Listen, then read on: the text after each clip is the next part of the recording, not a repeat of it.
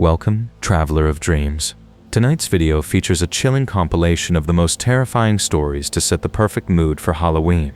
Before we get started, remember to like the video and subscribe so you won't miss future horror stories like these. Also, let me know where you are watching from, so go ahead and leave a comment. Let's begin. College parties start to blur together after enough weekends, yet that October night at the old house on Alder Lane carved itself into my mind like a burn that never heals. I was midway through junior year at Central Valley University, slogging through macro problem sets and living off ramen and canned caffeine like every other strapped undergrad. My roommate Noah Carter and I had been glued together since orientation, one of those day one bonds that felt inevitable. Noah could befriend anyone. He'd step into a room full of strangers and walk out with 5 new numbers and 3 tentative plans.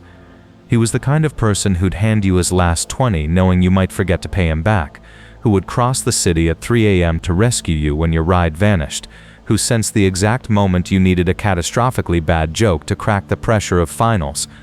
We'd weathered everything in those first 2 years. Bombed midterms, surprisingly great weekends, and that cursed spring break drive when his sedan died in the middle of nowhere. That particular Saturday, we headed to what everyone swore would be the blowout of the semester, hosted by a set of seniors renting a relic that looked untouched since the 70s. Noah and I got there around 10, dressed as matching zombies, thrift store outfits shredded with scissors and drenched in sticky stage blood that smeared onto anything we brushed. The place was unhinged the moment we stepped inside. Easily 200 people jammed wall to wall, air thick with fog machine haze and body heat, until breathing felt like a chore. The seniors had remodeled the space into a discount-haunted club, seizure bait strobe in the ex-living room, a kitchen reborn as a free-for-all bar where drinks were mixed with pure audacity, cotton cobwebs and plastic bones dangling from doorways and fixtures. The basement, though, was the magnet. They'd turned it into an ultraviolet grotto, concrete walls painted in neon splatters that glowed like toxic runoff in the dark. Getting down there meant shoving through a sweating traffic jam on a staircase, so narrow you turned sideways, everyone holding cups above their heads like umbrellas while the temperature jumped with each step. Hitting the floor felt like walking into a sauna. The subwoofer's bass rattled your ribs like loose change. Bodies were so tight you moved as one breathing creature. Near midnight, Noah and I were pressed to the back wall between tracks, trying to gulp air. The careful makeup we'd applied earlier had slipped into gray rivers, leaving us more melting wax than undead. Noah had spent an hour dancing with a vampire girl before she vanished upstairs with friends, so we pivoted to clownish moves just to crack me up. The crowd got rowdier by the minute, people climbing onto shoulders, booze arcing through the air, glow-in-the-dark silly strings suddenly streaking across the room. Noah leaned in and yelled that he needed air, the heat spinning him, and started angling toward what looked like an exit tucked in the corner. I nodded and turned back to the mass, assuming he'd be back in 5 like always. There were so many bodies crammed together that when someone pushed from behind, the whole pack lurched forward like falling tiles. By the time I glanced back to track Noah's path, he'd already dissolved into the press of people. 20 minutes ticked by, then 30, and still no sign of him. I shrugged it off at first. Maybe he'd bumped into friends upstairs, drifted into a conversation, or joined that bathroom line that spooled down the hallway. I muscled up the basement steps, each rise cooler than the last, my soaked shirt turning clammy. The main level was just as crowded but less stifling, people sprawled over couches, couples tucked into corners, a beer pong bracket blooming in the former dining room. I swept the kitchen, the back porch choked with smokers, even loitered outside the bathroom for 10 minutes in case he was in there puking. I asked around for a tall zombie, but there were at least 30 of those roaming the place. The unsettling part was his phone shooting straight to voicemail, no ring, just immediate dead end, like it was off or bricked. That wasn't him. Noah answered text mid-shower and carried a pocket charger like a talisman. He never let his battery die. By 1 in the morning, my nerves were fraying. I'd lapped the house twice and plunged back into the basement, trying to convince myself I'd somehow missed him in the crush. The party still pulsed, but my brain could focus on only one thing: find Noah. I grabbed Mark, a guy from down our dorm hall, and told him my roommate was gone. He jumped in to help. We cleared the place systematically, every bedroom and closet. The patchy backyard where someone had a trash can bonfire blazing. Mark floated the idea that Noah had disappeared with someone, but that didn't track. He would have texted, would have sent one of his cursed emoji strings, would have said he was heading out. His car was still parked where we'd left it 3 blocks away.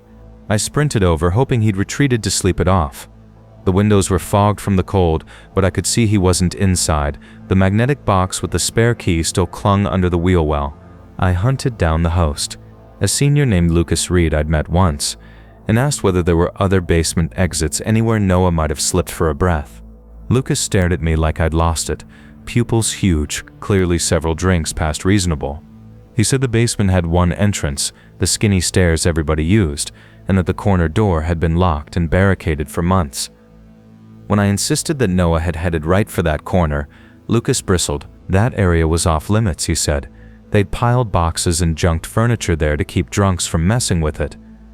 But I could picture Noah weaving through the bodies, hand raised in that half wave of his, steering straight for that spot. Lucas shifted from annoyed to hostile, asking why I was stirring trouble, suggesting my friend probably bailed with someone and I needed to relax and stop pointing fingers. The music still hammered from below, but suddenly it felt predatory, like the tempo of something awful unfolding just beyond vision. Mark and I went back down one more time, phone flashlights cutting through the ultraviolet to see that corner for real. The crowd had thinned enough to let us edge to the rear wall. Boxes were stacked there, old water-swollen cardboard with ripped edges, and a ruined couch flipped upright. Looking closer, I noticed fresh scrape lines on the concrete, as if something heavy had been dragged not long ago. The dust told the same story. Clean rectangles marked where boxes had sat forever, but they didn't align with where the stack was currently. Someone had shifted everything recently, maybe tonight. Mark caught it too and tugged at a box to peek behind, but Lucas materialized with 2 bigger guys and told us to leave. They weren't asking. Hands clamped on our arms, steering us to the stairs.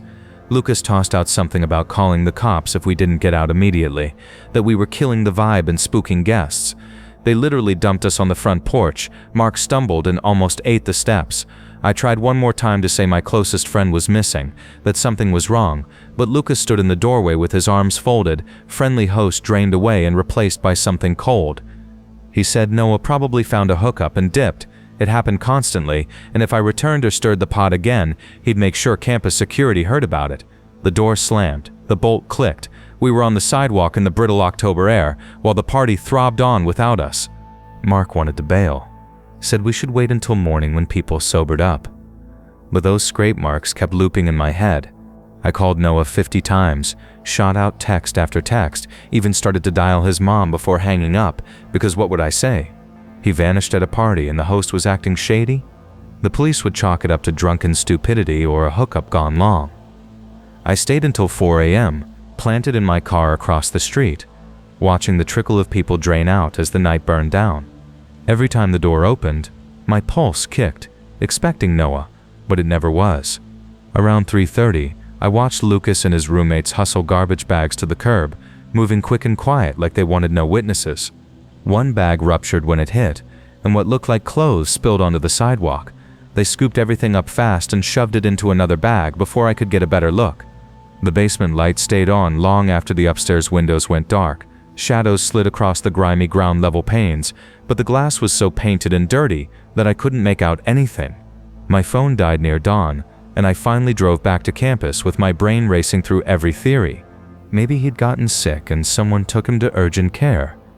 Maybe he had an allergic flare to something. Maybe there was a back egress I didn't know about, and he left without the car. Sunday morning, I filed a missing person report with campus police, though they clearly didn't buy the urgency. The officer kept asking if Noah had been drinking, if we'd argued, if he had a habit of vanishing. I gave them Lucas's name and address, laid out the sealed corner, the weird behavior, the fact that Noah's car hadn't moved.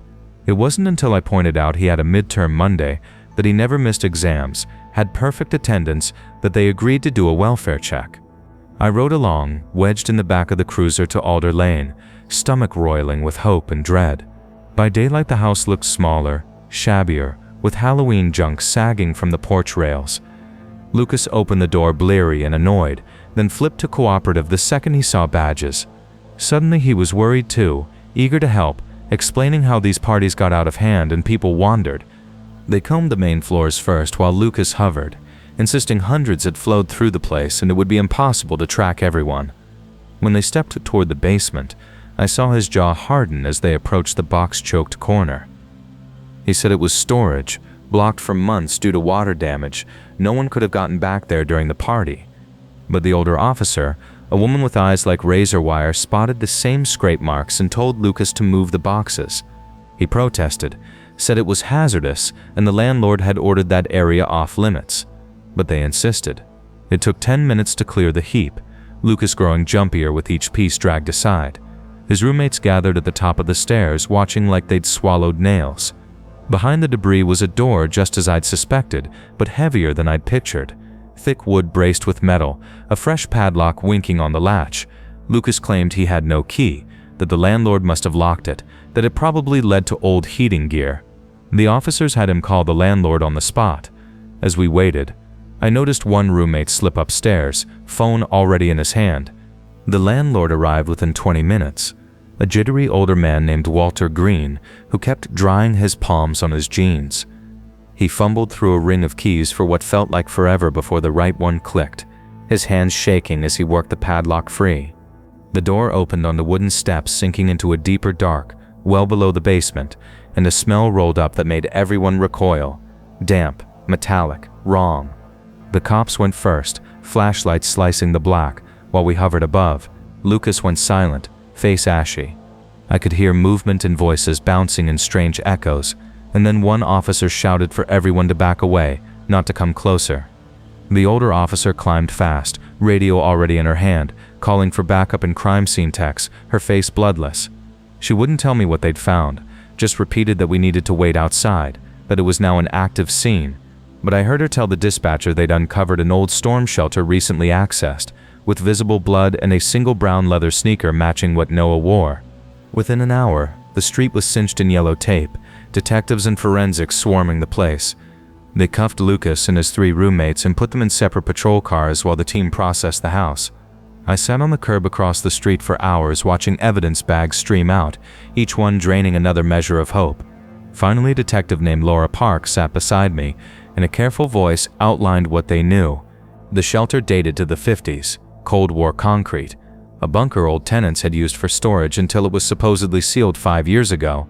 But Lucas and his crew had found it when they moved in and had been using it for something the detective wouldn't specify, something soundproofed with a new ventilation line.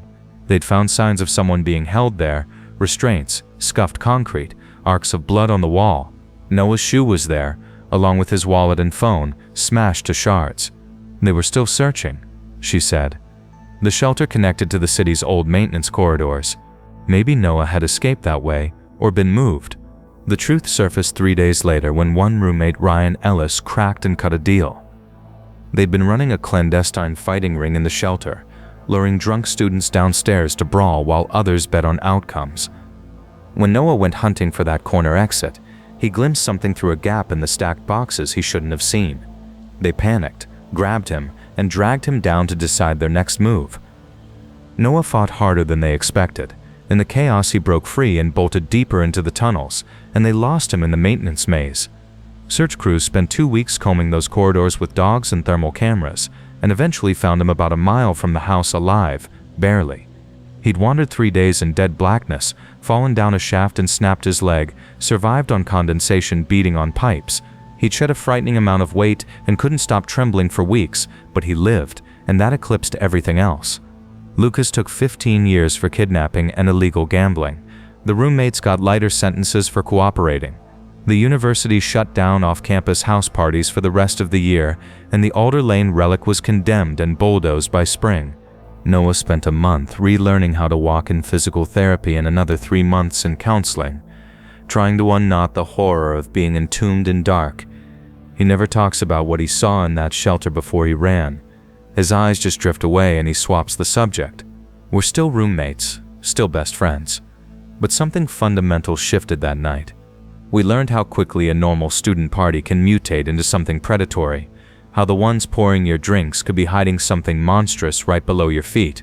Noah graduated in May and landed an accounting job downtown, and I'm finishing my senior year now. But neither of us goes near house parties anymore. Noah still keeps a nightlight on. He still catalogs every door in a room the moment he walks in, mapping exits. Sometimes I catch him staring at nothing, thumb grazing the scar on his leg where the bone punched through, and I know he's back down there in the tunnels, sprinting through that blind labyrinth, still trying to find the way out. I had been counting the days to escape my small hometown since junior year. So finally arriving at Westview University felt like crossing into an entirely new existence. I'd been there barely 2 months when Halloween came around, and I was still that lonely freshman who usually ate in silence at the far corner of the dining hall. My roommate had gone home for the weekend, leaving me with a mountain of assignments and a bag of mini Snickers I'd bought as my own treat. That afternoon, October 31st, I was holed up in the library, struggling to focus on my psychology notes, when 3 girls from my English Lit class approached my table. We'd been in a group project together a few weeks earlier, but I wouldn't have called us friends, more like those casual acquaintances who exchange quick smiles when passing on campus. The one who took charge was Natalie, a bubbly blonde who somehow managed to look like she had stepped out of a fashion ad even at 8 a.m. She leaned against the table asking if I had any plans for the night, and when I said no, her face lit up like she'd been waiting for that answer. She said they were heading to this invite-only Halloween party at a house just off campus. The host had asked them to bring more guests because several had backed out last minute. The other 2 girls, who I was pretty sure were named Riley and Tessa, though I couldn't remember exactly, nodded along behind her. Natalie pulled up the address on her phone, 8942 Crestwood Lane, around 15 minutes away, and told me to show up at 9. Costumes were optional since it was last minute. I remember feeling a sudden spark of excitement, like maybe this would be the moment I stopped being an outsider and finally got included in the college social world I'd been watching from the sidelines. Around 4 that afternoon, I left the library and started heading toward my dorm when I noticed a guy walking behind me. He wore a gray hoodie pulled up over his head, dark jeans, and a pair of faded red sneakers that squeaked every few steps. At first I didn't think much of it. Campus was always busy, but when I made a detour through the student union to grab coffee, I spotted him again 20 minutes later, about 30 feet behind me. Same shoes, same slow slouched walk like he was trying to shrink into himself. I slipped into the campus bookstore and pretended to browse through sweatshirts and mugs, keeping one eye on the entrance. He never came inside. When I finally walked back out, he was gone. I told myself I was overreacting, that it was just coincidence. Later, I spent way too long getting ready for the party, changing outfits 3 times before landing on black jeans and an old vintage band shirt from a thrift store. It looked casual enough to not seem desperate, but still decent for a party. The Uber driver had trouble finding the house, driving up and down Crestwood twice before finally spotting the numbers, half hidden behind an overgrown hedge. The place looked like one of those modern magazine homes, sharp angles, all glass, with automatic lights that clicked on as I walked up the driveway. Music pulsed faintly inside, but the windows were covered with thick blackout curtains, not a single sliver of light showing through. I saw what I thought was Natalie's white BMW parked outside, same model, same sorority decal, so I paid the driver and walked up to the door. Before I could knock, it swung open, and there was Tessa, wearing cat ears and holding a red cup, smiling wide though it didn't quite reach her eyes. Inside, the music was playing low, just enough to break the silence, and only about a dozen people were scattered around the living room. Not the wild party I'd imagined. Natalie waved from across the room, chatting with a guy I didn't recognize, while Riley was nowhere in sight. The house had that sterile, impersonal vibe, generic framed art, beige furniture, nothing that made it feel lived in. Tessa handed me a drink before I could ask for one, something pink, syrupy sweet, burning my throat, and started introducing me to people whose names I instantly forgot because all I could think about was how their eyes lingered on me without fully meeting mine. And that's when I noticed him, the guy from earlier, standing in the kitchen peeling the label off a beer bottle. Same gray hoodie, same red sneakers. Even across the room, I recognized him instantly. My entire body went cold, and I must have made a sound because Tessa grabbed my arm, asking if I was okay, her fingers pressing into my skin. I tried to ask casually who he was, and she frowned, saying his name was Derek, Natalie's cousin from out of town who'd shown up last minute. But that didn't make sense. When we'd worked on that English project, Natalie had spent half the time complaining about being an only child with no cousins, just her and her divorced parents. I excused myself, saying I needed the bathroom. Tessa's hand lingered on my arm longer than necessary before pointing me down a dark hallway, saying it was the last door on the right. The hallway was dim, only one flickering bulb near the end. I passed 3 closed doors before finding the bathroom, locking it immediately behind me. I tried calling my roommate, but there was no signal, not even one bar, which was impossible since we were still in the city. I checked for Wi-Fi, but the only network showing was a random string of letters and numbers.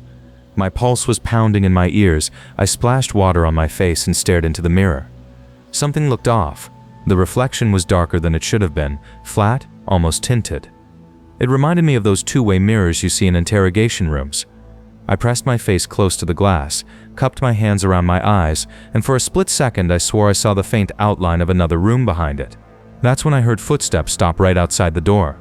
The handle rattled once, twice. Everything okay in there? A man's voice, not Derek's. Someone else. The handle jiggled again, harder this time, followed by the sound of keys. Why would anyone have keys to a bathroom at a party? I scanned the room for any possible weapon, but the cabinet only held cleaning supplies and toilet paper.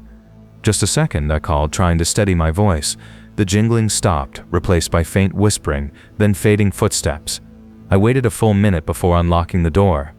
The hallway was empty, but now all 3 of those doors I'd passed earlier were standing open, dark, empty rooms staring back.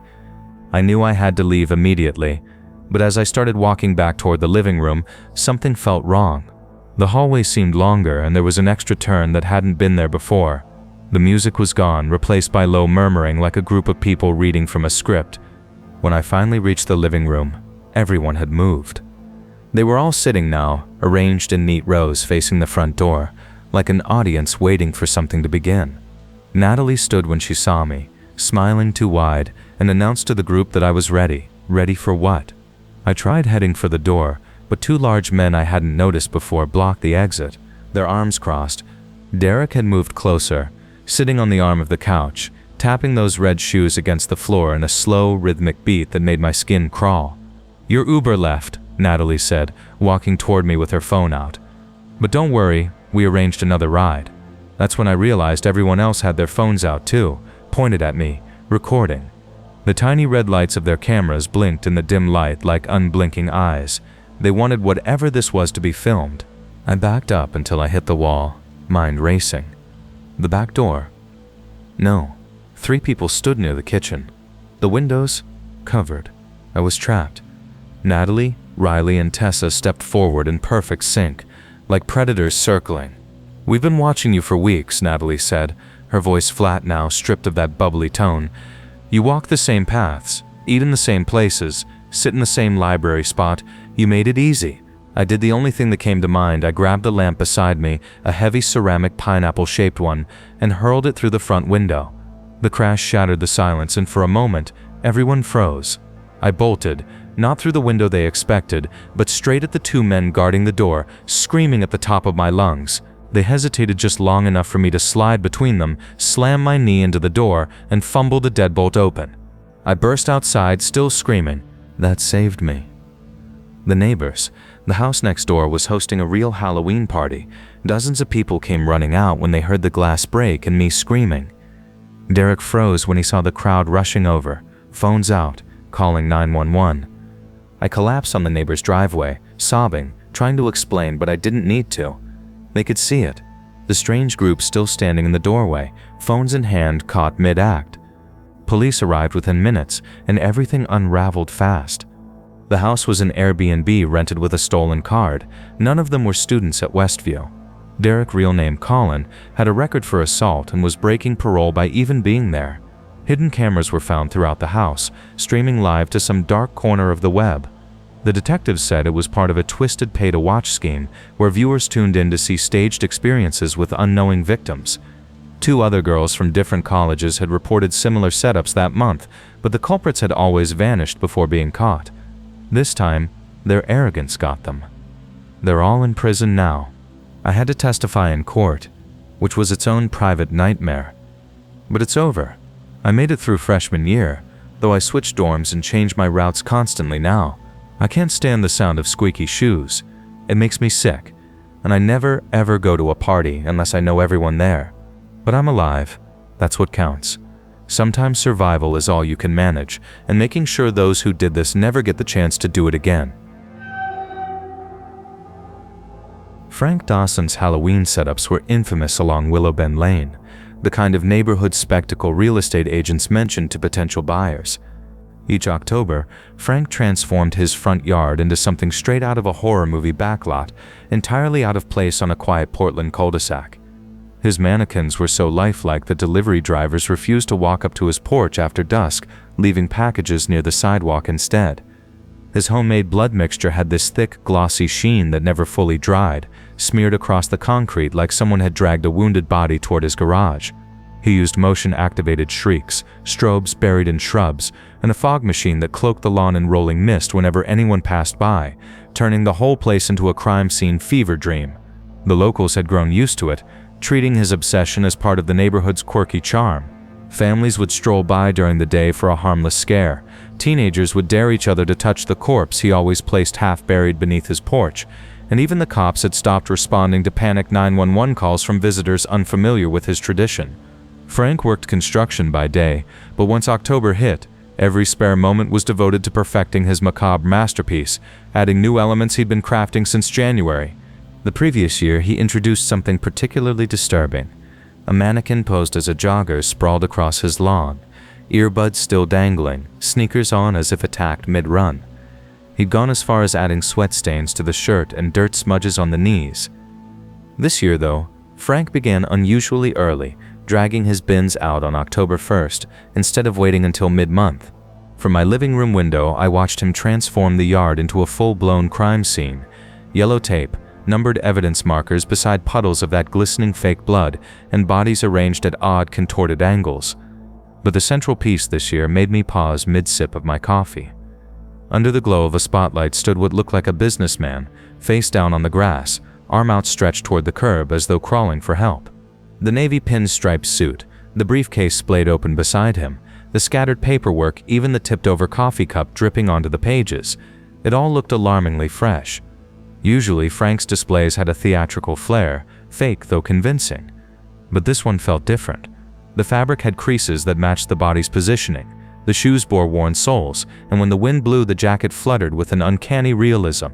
Frank spent hours fine-tuning the scene, shifting papers slightly, nudging the briefcase, and standing back like a painter studying his canvas. When he finally retreated indoors, I couldn't stop staring at that figure, unsettled by how disturbingly authentic it appeared. 3 days later, the odor began. At first, I thought he'd gone overboard with some kind of rotting flesh effect. The unseasonably warm weather, mid-70s when it should have been cool, didn't help. The air carried a thick, sickly sweet stench across my yard, forcing me to shut my windows despite the heat. Other neighbors did the same. Mrs. Galinsky, 2 houses down, even came by asking if I knew what Frank was using this year. Her beagle refused to go near his house, whining and tugging away on walks. The mail carrier began dropping his deliveries at the curb instead of the door slot. Frank, unfazed, spent each evening on his porch with a beer in hand, admiring his yard like an artist satisfied with his masterpiece, smiling and waving at anyone passing by, completely unaware that people were now hurrying past with their shirts over their faces. On October 4th, I decided to confront him. I caught him crouched near the businessman figure, adjusting the scattered pages. The stench slammed into me as I approached, eye-watering and nauseating, nothing like the synthetic Halloween scents from stores. When I brought it up, Frank laughed it off, saying he'd ordered a new decomposition spray online, some hyper-realistic military-grade training stuff used by cleanup crews. Standing that close, I noticed other disturbing details. There was a wedding band on the figure's left hand, a tungsten ring that caught the sunlight, a wristwatch ticked faintly, the second hand clearly moving. The hair, streaked gray at the temples, was too natural to be synthetic. Individual strands swayed lightly in the breeze. When I commented on how unnervingly real it looked, Frank frowned, confused, and told me he hadn't bought any new props that year, only rearranged old ones. That didn't add up. I'd seen every one of his displays for the past 5 years, and I'd never seen this mannequin before. He shrugged off my questions, though his glance lingered on the figure, puzzled, as if he couldn't remember how it got there. That night, I couldn't sleep. The smell had intensified, and unease kept gnawing at me. Around 2 a.m., I peered through my bedroom window at Frank's yard. The streetlight carved long shadows across the display, and from my second-story view, I could see the suited figure clearly. Maybe exhaustion was tricking me, but it looked different.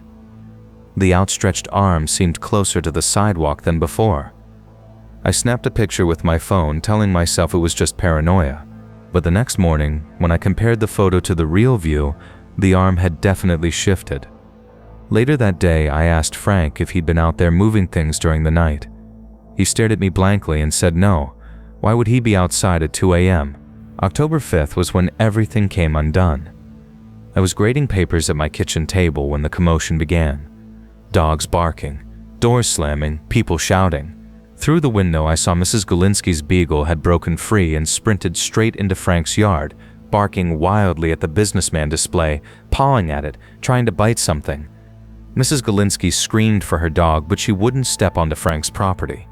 Frank rushed outside, yelling at the dog to get away, but when he reached down to grab its collar, he froze.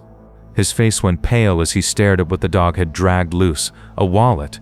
He picked it up with trembling hands, flipped it open, and I could see him mouthing, "Oh God," over and over. Within 20 minutes, police cars filled the street, then a van, then men and women in different uniforms stringing up real crime scene tape that looked identical to Frank's fake kind. They blocked off his entire yard. From my porch, I caught bits of radio chatter. Missing person. The name was Robert Henley, an insurance adjuster who'd vanished 6 days earlier. His wife had reported him missing on October 2nd after he never made it home from work. Watching the officers photographing every inch of Frank's yard, measuring distances, and examining props, I could tell they suspected him. Frank kept repeating that he'd found all his mannequins already arranged when he began setting up on October 1st. He thought someone had added a few extras as a prank. He swore he had no idea one of them wasn't fake. The coroner's report confirmed what the smell had already told us. Robert Henley had been dead roughly 6 days, killed somewhere else, then deliberately positioned in Frank's yard the night of September 30th. Later, detectives found security footage from a neighbor's camera showing a van pulling up at 3 a.m. on October 1st. A figure dressed in dark clothing dragged something heavy onto Frank's lawn, spending 15 minutes arranging it among his decorations. Whoever it was had studied Frank's habits, replicating his signature setup, yellow tape, blood pools, evidence markers to make the body blend in perfectly. The van turned out to be stolen and was found torched 2 counties away a week later. The case went cold. No enemies, no insurance scams, no hidden debts. Just a normal guy who sold insurance, coached Little League, and ended up as part of a Halloween display for nearly a week before anyone noticed. The day after police cleared the scene, Frank tore everything down. I helped him haul boxes to the dump, thousands of dollars worth of props he couldn't bear to look at again. By January, he'd moved to Arizona, where Halloween wasn't much of a thing. The new family that bought his house probably wonders why no one on our block decorates anymore. Every October, the porch lights stay off and the street grows silent. That holiday spirit died with what happened on Willow Bend Lane. And whenever I catch that same thick, sweet scent, roadkill, spoiled meat, whatever it is, I'm back in that moment watching Frank realize he'd been proudly displaying a corpse for 5 days, admiring how lifelike it looked this year. Halloween night in 2018 stamped itself into my memory as the evening I finally understood how exposed we can be inside the very spaces meant to protect us. I was 27 then, sharing a modest 2-bedroom rental in Brookvale, Ohio, with my girlfriend Marina. We'd been together roughly 3 years and most days slid by in an easy rhythm. I handled claims as an insurance adjuster, she cleaned teeth as a dental hygienist, and our weeknights usually ended with us cooking simple dinners and zoning out to trashy reality TV until we fell asleep on the couch. The place itself wasn't remarkable, one of those 1970s copy-paste houses with paper-thin walls and floors that complained at every step, but it was ours for the moment. That year, Halloween landed on a Wednesday, and Marina was hyped to try a new trattoria that had just opened downtown, so we'd made reservations well ahead of time. I remember she wore a deep violet dress, saved for something special, and I'd actually pressed a button down for once, which she teased me about all evening. We left at around 6:30, right as trick-or-treaters started drifting through the neighborhood. I kept our porch light off since we wouldn't be handing out candy anyway. Dinner turned out excellent: fresh pasta, wine a notch pricier than our budget justified, and a tiramisu Marina kept insisting she would try to recreate at home. The dining room was dim and cozy, with Halloween cobwebs draped over framed photos, and our server kept messing with a pair of plastic vampire fangs that slipped whenever he talked, cracking us up each time he returned. We lingered longer than planned, until about 9:30, just enjoying each other's company without our phones or TV pulling at our attention. The drive back took around 15 minutes, and the streets were nearly empty by then. Most kids had already gone home, and the neighborhood had that eerie after-holiday lull, decorations swaying on lawns while no one was outside. Pulling into our driveway, I noticed our next-door neighbor's house was entirely dark, which struck me as odd because old Mr. Harrow usually stayed up late, blasting his cop shows. Marina hummed a tune from the restaurant soundtrack as we walked up to our door, while I rummaged for my keys and quietly considered that antacids were probably in my future after such a rich meal. The first thing to hit me when I opened the door was an odd smell. Not awful, just distinct, like a sweet cloud of cheap chocolate and sour gummies. I stepped in and flicked on the living room light, and my brain stalled trying to process what I saw. Candy wrappers were everywhere. I mean everywhere.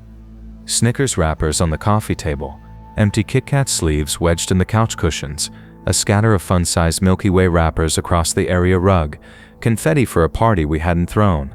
For a moment I figured we'd left a window cracked and some bold raccoon had gotten inside. We'd battled them in the trash before, but then I saw the back door, the one that opened to our tiny excuse for a yard, sitting ajar by maybe 6 inches. It wasn't busted or forced, just gently open, like someone had stepped out and never clicked it shut. Marina came in behind me and gripped my arm, nails digging into my sleeve. "What is this?" she whispered, her voice trembling. I told her to wait by the front and said I'd check, aiming for steady authority and hearing how thin it sounded. I moved through the living room, stepping carefully between wrappers and straining for any noise. In a house that old, every board tattled on you, and each creak under my feet made it harder to hear. The back door was unlocked. The deadbolt sat turned to open, which meant someone had undone it from inside, not pried it with force. That detail snagged in my mind because I'm careful to a fault about locking up. I knew I'd checked that door before we left. I nudged it wider with my foot and peered into the yard, but there was only darkness and the drooping shapes of our pitiful garden, mostly dead since September. The motion sensor light we'd installed in spring should have flicked on, but it didn't. Looking closer, I realized the bulb was missing, unscrewed from the socket. Suddenly the scene felt less like some dumb Halloween prank and more like something deliberately arranged. I slid the deadbolt quietly back into place, turned around, and that's when I saw it. A narrow beam of light slipping under the guest room door down the hallway. We barely used that room, just storage for Marina's old textbooks, my golf clubs I kept pretending I'd dust off, and bins of winter clothes. Its overhead light was a weak pull-chain fixture we never turned on, because there was almost never a reason to be in there. A shot of adrenaline flushed through me, sharpening my hearing, tightening every muscle like a starter's pistol was about to fire. I signaled for Marina to stay put, and grabbed the heavy mag light by the back door, not for illumination but because it was the closest thing to a weapon I had. When I got within 10 feet of the guest room door, I heard it, breathing. Not loud, not ragged, just a careful, steady rhythm, the sound of someone trying hard to be still. It was coming from inside. Whoever it was wasn't managing silence perfectly. I could pick up a faint whistle on each exhale, like a stuffy nose or the tail end of a run. My mind pinballed through explanations. Maybe a kid got scared and hid. Maybe a homeless person slipped in and was trying to escape the cold. Maybe someone high had wandered in without knowing where they were. Then a tiny mechanical buzz broke the pattern. A phone vibrating on silent. The breathing cut off. Whoever crouched in there had received a notification and now knew we were home, and likely knew we'd heard them. The quiet that followed was worse than the breathing, because it meant they were listening for us as hard as we were listening for them. Despite my earlier warning, Marina edged closer until she stood 5 feet behind me, her phone already on the 911 screen, thumb hovering over the call. In the glow from her screen, I could see how pale she looked, jaw set, eyes wide and intent. It struck me as surreal that we were standing in our own hallway, in our own place, frightened by a door we'd walked past 1,000 times. I raised my voice, reaching for an authoritative tone that still came out shaky, and said something like, "We've already called the police. They're en route. Step out now." It was pure bluff, but I didn't have a better script. Nothing happened for maybe 10 seconds. Then movement, soft, shuffling steps, but not toward the door. The sounds angled away toward the far window. I knew that window didn't budge easily. The frame had warped, and we'd never bothered to fix it because we never used the room. That meant whoever was inside had likely entered through the back door and was now trapped unless they were ready to face us. I heard the scrape of wood against wood as someone tried to muscle the sash up. Marina whispered urgently, "Call. Actually call now." Her fingers tapped as she spoke to a dispatcher in a tight, controlled voice, giving our address and insisting the intruder was still in the house. We could literally hear them. The dispatcher told her to get out immediately, not to engage, to wait for officers outside. Marina said okay and didn't move. We both stood frozen, wedged in a brutal choice: step out and risk letting them slip away, or hold our ground and hope we box them in. The window finally gave with a split crack and slid. I made a split-second decision, charged the door, yanked it open, and smacked on the overhead light. The image burned into me as simple and stubborn. A man, maybe mid-30s, in a stained gray hoodie and sagging jeans, one leg already swung out the window. He turned and looked at me, and his face was painfully ordinary: brown hair, patchy stubble, bruised half-moons under his eyes like he hadn't slept. Not a mask, not a movie monster, not a ranting caricature, just tired, desperate, cornered. Our eyes locked for a couple of seconds that stretched, and what rattled me most wasn't rage or threat on his face. It was disappointment, like he'd been caught doing something he already knew was wrong. Candy wrappers ringed his feet. A desk chair had been dragged to face the door, the height adjusted like he'd planted himself there, eating Halloween candy and listening to us on the other side. A half-unzipped backpack sat by the chair. Inside, I could make out Marina's jewelry box and my laptop from our bedroom. He didn't say a word. He held my stare one heartbeat longer, slid his other leg through, and dropped into the yard. I heard the thud, then the frantic rattle as he climbed our chain-link fence and vanished into the alley. By the time I reached the window, the darkness between houses had already swallowed him. I shook all over, not strictly from fear, but from a chaotic mix of adrenaline, anger, and a strange, grateful relief that he was gone and we weren't hurt. Marina stood in the doorway, still on the phone. She took in the chair facing the door and the wrappers pooled around it, and I watched her expression change as a sickening realization clicked into place. He'd been sitting there listening to us, maybe for minutes before we even knew. He could have heard us come in, heard us talk, and sat quietly, trying to decide his next move. That image felt more violating than any theft. Officers arrived roughly 6 minutes later, an older man who carried himself like he'd seen it all, and a younger woman who seemed deeply tuned in to our account. They swept room by room, checked the pried loose window, studied the back door, noted the missing bulb. The older officer, Sergeant Haynes, suggested it looked like someone had been watching our house, realized we'd gone out, and stayed inside for a substantial chunk of time, judging by the wrappers.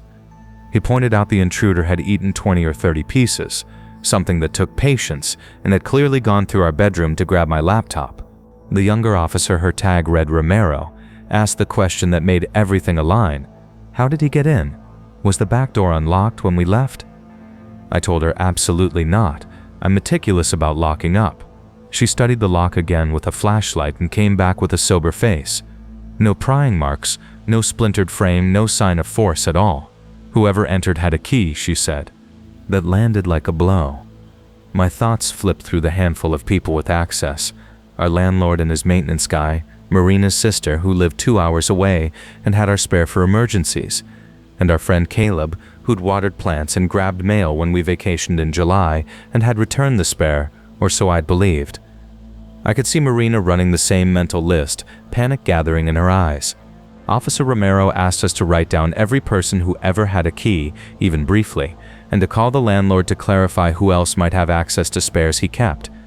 They photographed everything, bagged a few wrappers in case they found the guy and needed to place him at the scene, and handed us a case number. Haynes told us bluntly to change our locks first thing in the morning and seriously consider a security system. Before leaving, Romero mentioned there had been a recent bump in break-ins around the area over the past month, always while residents were out, typically non-violent and focused on theft. Ours, she said, was the first with the intruder still inside, and the first with no forced entry. That made us stand out lucky, if you could call it that. We didn't sleep. We dragged our dresser against the bedroom door, cranked every light on, and talked loops around every scenario. Sometime near 3 in the morning, a memory rose that made my skin go cold. When we moved in 2 years earlier, the landlord offhandedly mentioned the previous tenant had left abruptly, something about a nasty breakup, and there'd been murkiness over whether all keys had been returned. Back then it seemed like a non-issue. Now it felt crucial. At dawn, groggy and jittery, I called a locksmith before making coffee. He arrived that day and swapped out every lock, front door, back door, even the side gate. It cost nearly $400, and I didn't care. We also called Marina's sister and Caleb to confirm their keys were accounted for. Both said yes.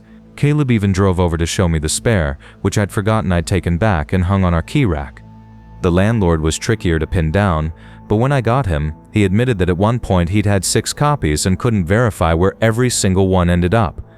That infuriated me, but it also offered a grimly plausible explanation. We never learned who the man was. The police never found him. And honestly, I doubt they pushed too hard. No injuries, nothing irreplaceable gone since he dropped the bag when he bolted, and bigger cases on their desks. 3 months later, Marina and I broke our lease and moved into an apartment complex with actual security cameras in the hallways, better lighting, more eyes. We both agreed there was no way to stay in that house, not after knowing someone had sat in our guest room in the dark, eating candy and listening to us breathe on the other side of a thin door. What still gnaws at me isn't the theft or even what could have happened, it's the tableau of that chair pulled up to face the doorway, the wrappers fanned out like confetti, the realization that he lingered long enough to get comfortable. He wasn't flustered, he wasn't rushing, he waited. If we'd come home 30 minutes earlier, or if he'd chosen to walk out instead of hiding, I can't guess how it would have ended. Sometimes I wonder whether he was just some random with a stray copy, or the old tenant who never fully let us go. Either way, I check every lock twice now, every single night, and I doubt I'll ever stop. Halloween night of 2022 was supposed to be nothing more than a casual night out in downtown Boulder. At 31, I was well past the age where dressing up felt exciting. It had started feeling more like a social obligation, but my roommate Tessa insisted I come along with her and our friend Claire for a Halloween bar crawl. We'd spent that afternoon throwing together last-minute costumes. I went as a vampire, fake blood painted down my chin, Tessa, a zombie nurse with gory makeup on her arms, and Claire, a witch covered in shimmering green face paint she spent nearly 2 hours perfecting. The 3 of us had been inseparable since college. Though adulthood had pulled us into our own routines, me in a marketing job, Tessa teaching 3rd grade, and Claire managing a boutique downtown, we always made time for these occasional nights out together. The evening began typically enough for Halloween, overpriced drinks, dreadful music, and grown adults stumbling around in cheap synthetic costumes. The crawl carried us through 5 crowded bars, each one more suffocating than the last. By the time midnight came around, exhaustion had replaced excitement. We'd been responsible enough to leave our cars at home, intending to take a rideshare back. But when we emerged onto Carson Street, the apps all showed at least a 45-minute wait. Claire kept refreshing her phone, swearing at the surge prices that had tripled, while Tessa sat on the curb trying to avoid smearing her zombie makeup. That's when a man dressed as a firefighter approached us. His costume wasn't the flimsy kind, it looked authentic, heavy and detailed. He had a relaxed, friendly energy as he gestured toward a black SUV across the street, claiming he was actually a rideshare driver whose app had glitched but could take us home for cash at the regular fare. He seemed perfectly legitimate. He quoted the exact base rate to our neighborhood, had a little pine-scented air freshener dangling from the mirror, and offered cold bottled water from a cooler in his back seat. What sealed our trust was how polished he was, checking our destination on his phone, confirming our names before we'd said them. It struck me as odd for half a second, but Tessa laughed and said hers aloud, and we all followed suit. He helped Claire into the passenger seat, since her platform boots made walking difficult, while Tessa and I slid into the back. The SUV interior looked spotless, smooth leather seats, chargers in each door pocket, faint scent of disinfectant. It felt like any professional ride I'd ever taken. Soft pop music played low on the radio, and he even asked if we wanted to change the station. He chatted easily while driving, talking about how busy Halloween always was for drivers, mentioning road closures downtown that we had already seen, and complaining about drunk passengers who'd made a mess in his car the week before. The bottled water he'd offered was sealed and store-bought. I had checked old habits from my mom's relentless stranger danger warnings. What came next exists only in jagged fragments. I remember Claire laughing at something on her phone, her green-painted face illuminated by the screen. I remember Tessa mentioning a parent at her school who had complained about frightening decorations for kids. I remember the driver adjusting his mirror, asking if we needed to stop anywhere. Then nothing. No darkness, no sleep, just blank space, like time had been carved away. The next thing I knew, I was waking up on my own couch the following afternoon, still wearing my vampire costume, fake blood dried and crumbling on the fabric. My phone sat dead on the table. My keys were in the kitchen sink, and my shoes were neatly placed at the door, something I never did. I plugged my phone in, hoping texts or photos might explain the night. Nothing after midnight, just 13 missed calls from Claire's boyfriend Ryan. The call history showed I had dialed Tessa at 3:47 a.m., but I couldn't recall doing it. When I tried calling her back, it went straight to voicemail. That's when panic began to build. Ryan answered my call immediately, his voice shaking. He asked if Claire was with me. She hadn't come home, hadn't answered any calls, her phone off. He'd already called hospitals, even checked with her parents in Lakewood. No one had seen her since the bar crawl. My head throbbed, not like a hangover, but a strange heaviness that made thought itself hard. I told him I'd just woken up, that my memory stopped at the car ride. The silence that followed seemed endless. 20 minutes later, Tessa burst into my apartment, still in her zombie costume, mascara streaked like black rivers. She had woken up in her own bed with the same gap in memory, her apartment unlocked, purse contents spread out across the counter. We both remembered the SUV, then nothing, yet somehow we had woken up safely in our own homes while Claire was missing. For the next few hours, we retraced every step. We called every bar, walked down Carson Street searching for the black SUV or the firefighter. The bartenders remembered us. Hard to forget 3 women in full costume, but none had cameras facing the street. A bouncer from the 3rd bar said he'd seen us talking to a guy in firefighter gear who'd been hanging around all evening, but never actually went inside any bar. Ryan had already filed a missing persons report. By Monday morning, 2 detectives came to take our statements. Detective Howell, a seasoned woman with silver streaks in her hair, and Detective Monroe, younger and tense. Howell kept asking about the water bottles. Had we drunk them? Did we still have them? We hadn't. Neither of us could remember whether we even opened them. Monroe focused on the man, scrolling through photos of registered rideshare drivers. None looked familiar. The SUV? All I could tell them was that it was black, maybe a Chevy or GMC, with a digital backup camera display. Tessa only recalled tan leather seats and an energy drink can in a cup holder. The first breakthrough came Wednesday. Howell called to say they'd found footage from an ATM camera 2 blocks away. Timestamp 12:23 a.m. The car pulled from the curb, all 3 of us visible inside. The plate was partly covered with mud, though they made out a Colorado F prefix. They tracked it through traffic cameras moving east, but then losing it after it turned into an industrial district near the rail tracks. Patrol units searched the area, abandoned warehouses, storage lots, but found nothing. Howell added that in the ATM video, the driver wore thick work gloves while helping Claire into the car, though the night had been mild. Friday morning changed everything. A jogger found Claire's phone in a drainage ditch 8 miles outside the city, near an unused service road. It was still recording audio only since 12:31 a.m., about 8 minutes after we'd entered the SUV.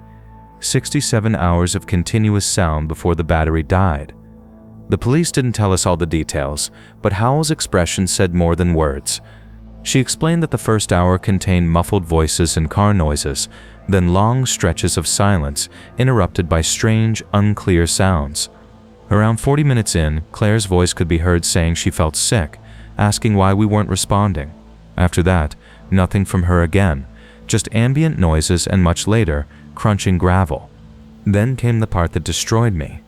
At 1:15 a.m., the recording caught a garage door opening and closing, followed by scraping, heavy shifting like objects being dragged.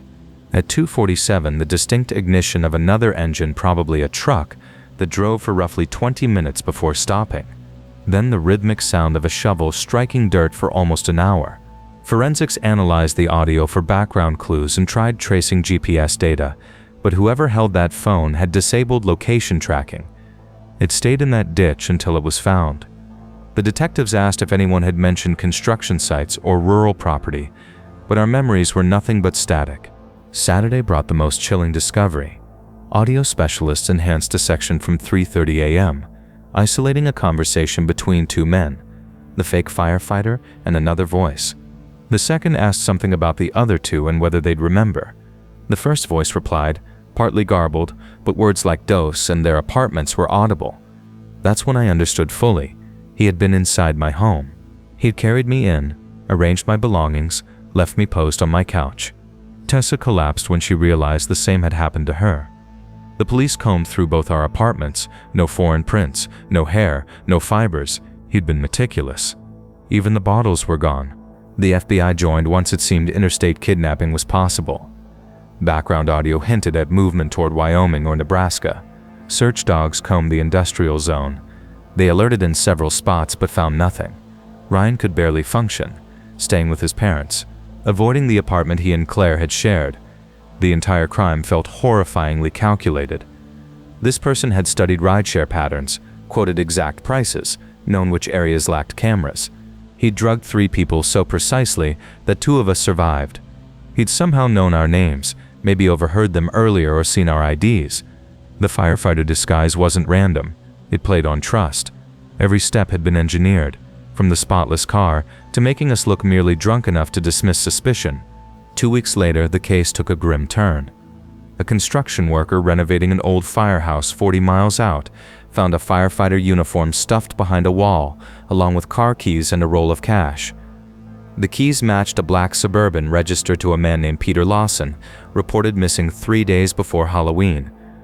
His burned vehicle turned up a week later near the Kansas border, forensics finding traces of Claire's blood in the trunk. Peter's body was discovered in his basement, dead since October 28th. The killer had taken his car, his identity, and used them as a trap. A gas station camera near Peter's home showed a man fueling the Suburban on October 30th, wearing a baseball cap, face hidden, build matching our vague memory. The same man appeared on downtown cameras on Halloween night, already dressed in the firefighter uniform. Claire's body was never found, though searches spanned months with cadaver dogs and radar scans. No one was ever caught. The DNA at Peter's house matched no records. The fingerprints belonged to someone without a traceable history. Tessa couldn't stay in Colorado. She moved back to Ohio with her parents. Ryan left the state too, vanishing somewhere in Florida. I stayed, though I've turned my apartment into a fortress of locks and alarms. I've tried therapy, hypnosis, anything to recover those missing hours, but maybe forgetting is mercy. The police still call occasionally with leads that fade into nothing. The last thing they told me haunts me most. At the tail end of the recording, just before the phone died, there was a faint train horn and someone whistling what sounded like a child's song. Claire's parents still reach out, hopeful I'll remember something to bring closure. All I can tell them is the same thing I tell myself every night, that she got in that car with us, and then she was gone, and somehow 2 of us woke up.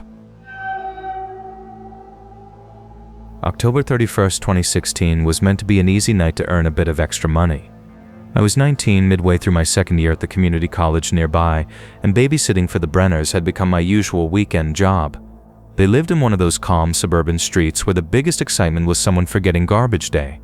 Mr. and Mrs. Brenner were off to some corporate Halloween event downtown, leaving me to watch their 2 kids, Jacob, who was 8, and little Lila, barely 5.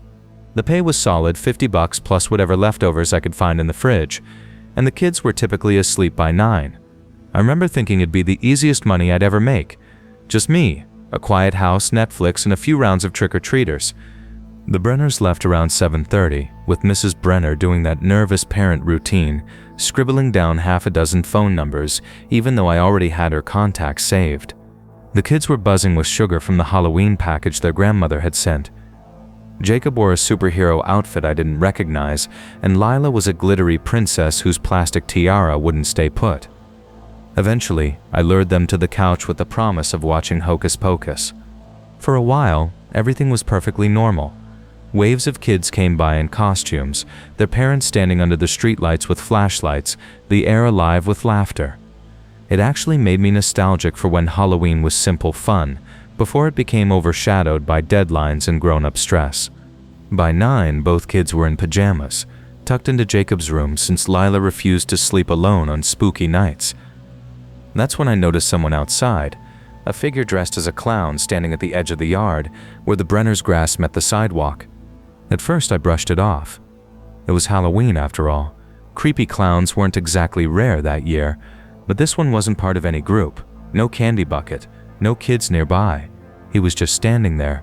The costume itself felt off, plain, white, slightly stained, with large buttons running down the front. The mask looked wrong. Even from the window I could tell it wasn't store-bought. The proportions were distorted, the painted grin stretched too far, the red faded to a dull muddy brown beneath the streetlight. At 9:15, I texted my boyfriend Eric. "There's a clown outside this house, just standing there." Typical of him, he called instead of replying by text. I whispered into the phone, even though the kids were asleep upstairs.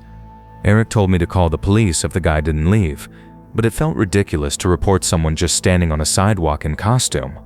As we talked, I wandered through the house, checking the windows. That's when I realized he wasn't staying in one spot anymore. He was moving, slowly circling the house, keeping an exact distance from the walls as though walking an invisible perimeter.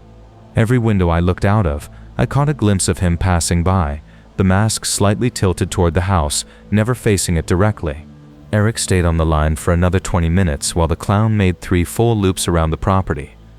I started timing them about 6 minutes each. The neighborhood was getting quieter now, just a few late trick-or-treaters roaming around, none of them reacting to the clown. I tried to convince myself it was a prank, maybe some weird neighborhood performance thing, but the way he moved, steady, mechanical, deliberate, made my stomach clench. I decided to test something. I turned off the porch light, the universal sign for no more candy. He froze for about 10 seconds, then resumed walking, same pace as before. By 9:45, fear was setting in for real. I double-checked all the locks, drew every curtain except a small gap where I could watch him, and stationed myself in the kitchen where both doors were visible. Eric kept talking, trying to calm me down, suggesting maybe the guy was drunk or high. But then I saw something that made me gasp. The clown was holding a phone, not scrolling or calling, but filming. He was recording the house, the screen casting a faint blue glow over his chin. My first thought was the kids' room upstairs, facing the street. I sprinted up to make sure their curtains were closed. Both of them were asleep. Jacob sprawled out, Layla tucked into his side. For a second, I just stood there listening to them breathe, wondering if I should wake them, then decided it'd only scare them more. When I got back to the kitchen, Eric was practically yelling into the phone because I'd gone silent too long. I told him about the filming, and he immediately said he was coming over. He only lived 15 minutes away, and while that gave me a wave of relief, it also made the situation feel suddenly real. I repeated the address and went back to the kitchen window. The clown had changed his behavior. Instead of a continuous circle, he now stopped at each corner of the house for exactly 30 seconds before moving again, turning his head slowly left to right, phone always raised. At 10:13, everything spiraled. I remember the time because I was texting Eric, asking how close he was, and he said he'd park down the street so as not to provoke the clown. I was typing, "Please hurry," when I heard a door open. The basement door, not the one outside, but the interior one that led to the hallway by the bathroom. I froze. The Brenners had mentioned that latch sticking sometimes, but I hadn't been near the basement all night. I gripped my phone and grabbed a knife from the drawer, barely realizing I'd done it. Footsteps echoed from below. Slow, deliberate, not sneaky but controlled. They stopped at the bottom of the main stairs, right under the kids' room. I dropped my phone on the counter, it clattered loudly, and I bolted. My socks slipped on the hardwood as I turned the corner, the sound of footsteps following, faster now, climbing. I slammed Jacob's bedroom door shut and locked it, fumbling the latch. The noise woke both kids. Leela started crying as I pulled them into the closet, whispering it was a Halloween hiding game and we had to be completely silent. Jacob's wide eyes told me he knew better, but he held his sister close without a word. Through the thin closet door, I heard footsteps in the hallway, slow again, stopping at each door. The handle of Jacob's door rattled twice, then nothing, just harsh breathing from the other side, long and rasping, drawn out like they wanted me to hear it. Minutes crawled by until I heard Eric shouting my name from downstairs, saying the front door was wide open. The footsteps in the hallway broke into a run. Eric yelled something I couldn't make out, followed by a heavy crash, furniture toppling, glass shattering. I wanted to rush out, but Lila clung to me and Jacob whispered, "Don't go. Please don't go." More noise downstairs, then fading, Eric's voice chasing someone outside, then silence. A dead, suffocating silence. We stayed hidden for 15 more minutes until sirens approached, red and blue lights flashing through the bedroom curtains. I carried Leela, Jacob clutching my shirt, and we crept downstairs. The living room was in shambles. 2 officers were there, Eric sitting on the couch with blood under his nose, but no sign of anyone in costume. The police swept the whole block that night, but never found the clown. Eric told them he'd chased him through the backyard into the woods, but lost him in the dark. The real horror came when they inspected the basement. The exterior lock had been picked. Muddy footprints showed someone had been living down there, possibly since before I arrived. They found my phone on the counter, still recording a video I didn't remember starting. When they played it back, it captured me talking to Eric, the basement door opening, my running footsteps, then 4 minutes of breathing, raspy, identical to what I'd heard behind the bedroom door. The Brenners came home to a house swarming with police. Mrs. Brenner clutched her kids, sobbing. Mr. Brenner kept apologizing over and over as if any of it were his fault. They moved out 3 months later, unable to stay in that house. For years, I had nightmares about that mask, those endless circles around the house, wondering what might have happened if Eric hadn't shown up. I moved away for university, tried to bury the memory, but every Halloween it returned. Then 2 years ago, Eric called. He still lived in our hometown and had just bought a place about 6 blocks from the old Brenner house. While digging in his backyard for a new pool, his shovel struck something solid about 3 feet down, a plastic-wrapped bundle sealed with duct tape. Inside was the same clown mask, its stretched grin unmistakable, along with a white jumpsuit and something else, a notebook. The pages were filled with addresses, dates, and disturbing observations about neighborhood families. The Brenner's address was there, alongside notes about their routine, the kids' names, my name, the times I arrived and left. But the most chilling part was that while my entry was from 2016, the newest ones were from just weeks before Eric found it. Someone had still been out there, wearing that mask, keeping watch, taking notes. The police confiscated everything, but the person who buried it was never identified. Eric sold the house within a month, not even waiting for a decent offer. We don't talk about it anymore, but every Halloween we send each other a quick text, just to make sure we're both safe, both alive, both far from any windows where someone might be pacing slow circles outside, recording, waiting for the right moment to test a basement door. Halloween night, 2018. I was 16, and my biggest concern that day was whether Dylan from chemistry had noticed my new haircut. My parents owned a quiet little bookshop downtown, and we lived in an aging Victorian home on the outskirts of Meadowbrook, California, right where the neighborhood faded into a dense stretch of woods. That night, my younger brother Ethan was off at a sleepover, and my parents had gone to bed a little after 11, once the last wave of trick-or-treaters had stopped knocking. I stayed in my room scrolling through Instagram, texting my best friend Madison about the Halloween party we weren't allowed to go to because my dad said it would run too late. The house had settled into silence, broken only by the occasional creak of the old floorboards and the rustling of wind through the oak tree outside my window. Sometime around midnight, a faint, rhythmic knocking came from downstairs. It wasn't loud or forceful, just soft and steady. 3 knocks, a pause, then 3 more. Another pause. At first I assumed it was some group of kids pulling one last Halloween prank. Our neighborhood wasn't a stranger to that. Teenagers from the nearby high school sometimes threw eggs at doors or left creepy dolls on porches just to spook people. I slipped quietly out of bed, careful to avoid the one floorboard near my door that always squeaked, and crept down the hallway. The knocking continued in that same patient rhythm, unhurried, almost deliberate.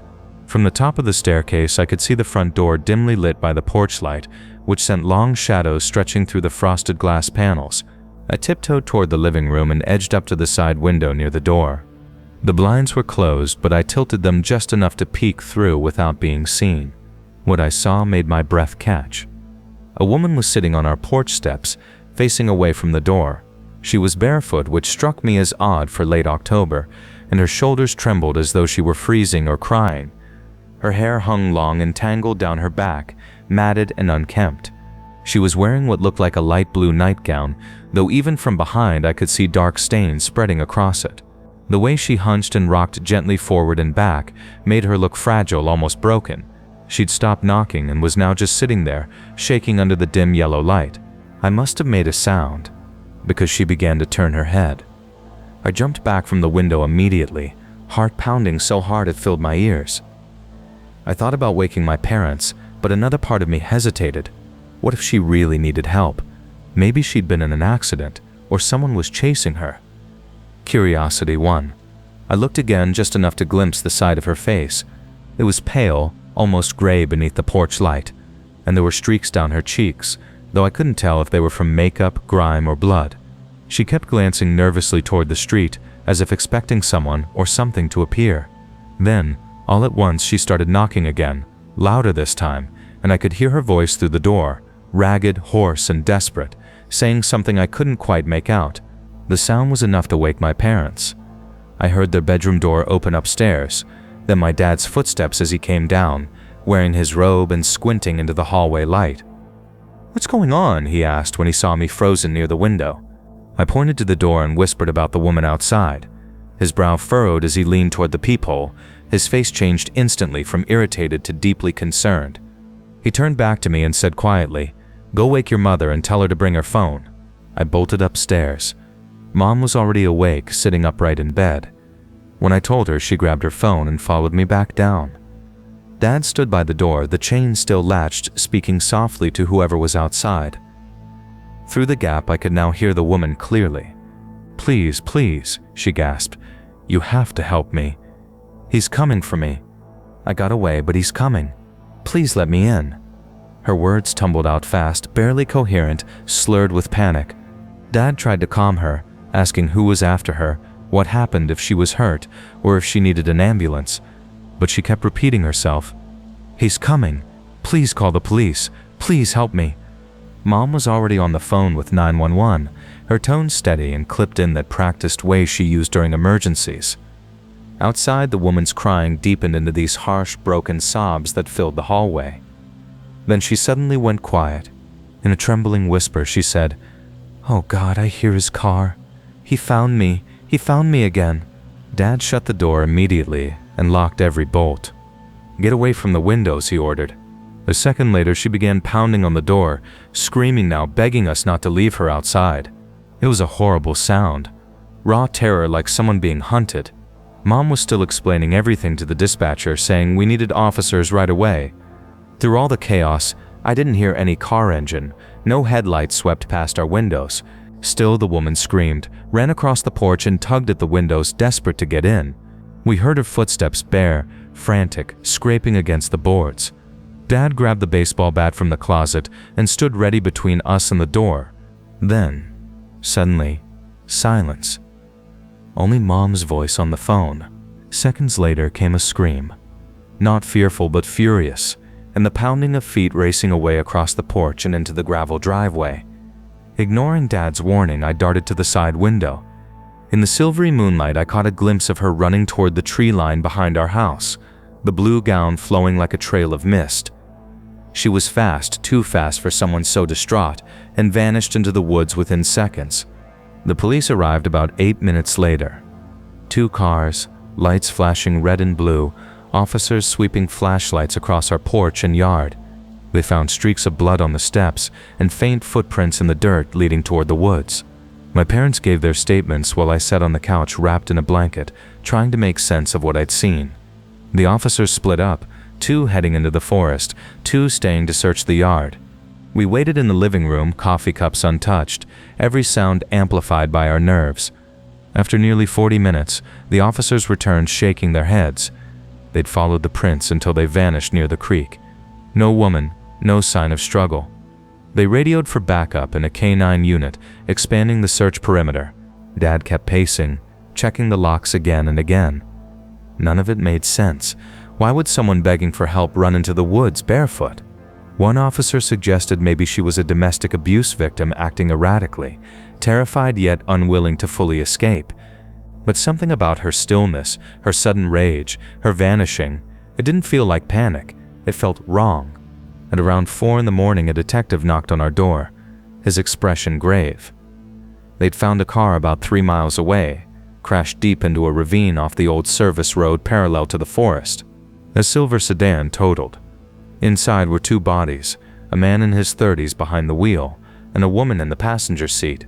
Both had been dead for hours, likely since before midnight. The woman's description matched who we'd seen. Same hair color, same build, same pale blue clothing. But the part that left everyone speechless, both bodies were still buckled in, and there was no sign anyone else had ever been in the car. The blood evidence confirmed they died on impact. There was no physical way either of them could have left that vehicle alive, much less come to our doorstep. The detective questioned us again, asking every detail we remembered. Forensics came to take samples of the blood from our porch and photograph the prints. Then Mom remembered the doorbell camera. We'd completely forgotten it during the chaos. The footage was grainy but clear enough you could see the woman sitting on our steps, standing to pound on the door, then running toward the woods. The time stamped 12:47 a.m. But the coroner said the crash happened around 11 p.m., almost 2 hours earlier. The detective kept asking if maybe we'd seen someone else, another person nearby. But no, we all saw the same woman, heard the same pleading voice. The search continued for several days. Tracking dogs found nothing, no torn clothing, no further blood, no trace beyond our yard. Eventually, the victims were identified as a couple from a nearby town driving home from a Halloween party. The man had been over the legal alcohol limit, likely lost control, and veered off the road. Authorities ruled it an accident, though no one could explain the rest. The blood on our porch matched the female victim from the car. Forensics couldn't explain how. After weeks of investigation, the case was closed, classified as an accident with unexplained anomalies. 6 months later, we moved. Not because we were terrified, but because that porch, those steps, had become unbearable to look at. We couldn't shake the memory of her voice, that desperate knocking, or the echo of her running into the trees. Even now, years later, I still wake some nights thinking I hear it again. 3 slow knocks, a pause, then 3 more. Halloween night of 2022 became the night that altered everything for me. I was in my final year at the State University, majoring in journalism, and had been writing stories for the campus newspaper since I was a freshman. That October evening began as any other during Halloween weekend, costume parties raging everywhere, intoxicated students roaming the streets downtown, the typical chaos. I hadn't even been scheduled to work, but our main photographer, Eric, called out sick at the last minute. The editor reached out and asked if I could cover the huge Halloween event at the Chamber, a popular nightclub built inside an old bank near campus. I grabbed my camera, threw together a half-hearted vampire outfit, just fangs and a cape over my regular clothes, and headed out around 10 that night. Downtown was packed with people dressed as zombies, witches, and superheroes, each trying to outshine the other. The party was exactly what I expected: suffocating crowds, awful music, and overpriced drinks. I spent about 2 hours snapping photos of contest winners and drunk students embarrassing themselves. Sometime near midnight, I noticed a man wearing a meticulously crafted plague doctor mask. Those bird-like masks from the Middle Ages, the ones doctors supposedly wore during the plague. But this one wasn't a cheap knockoff. It looked authentic, aged leather with brass fittings and glass lenses that reflected the club's strobe lights in a haunting way. He was tall, probably around 6'2", and wore a long black coat that looked far too heavy for such a warm October night. What struck me most was how the crowd reacted to him.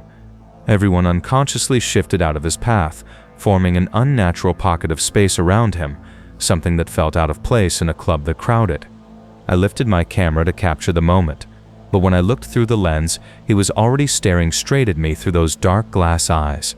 I lowered my camera, and he was gone, vanished into the crowd like smoke.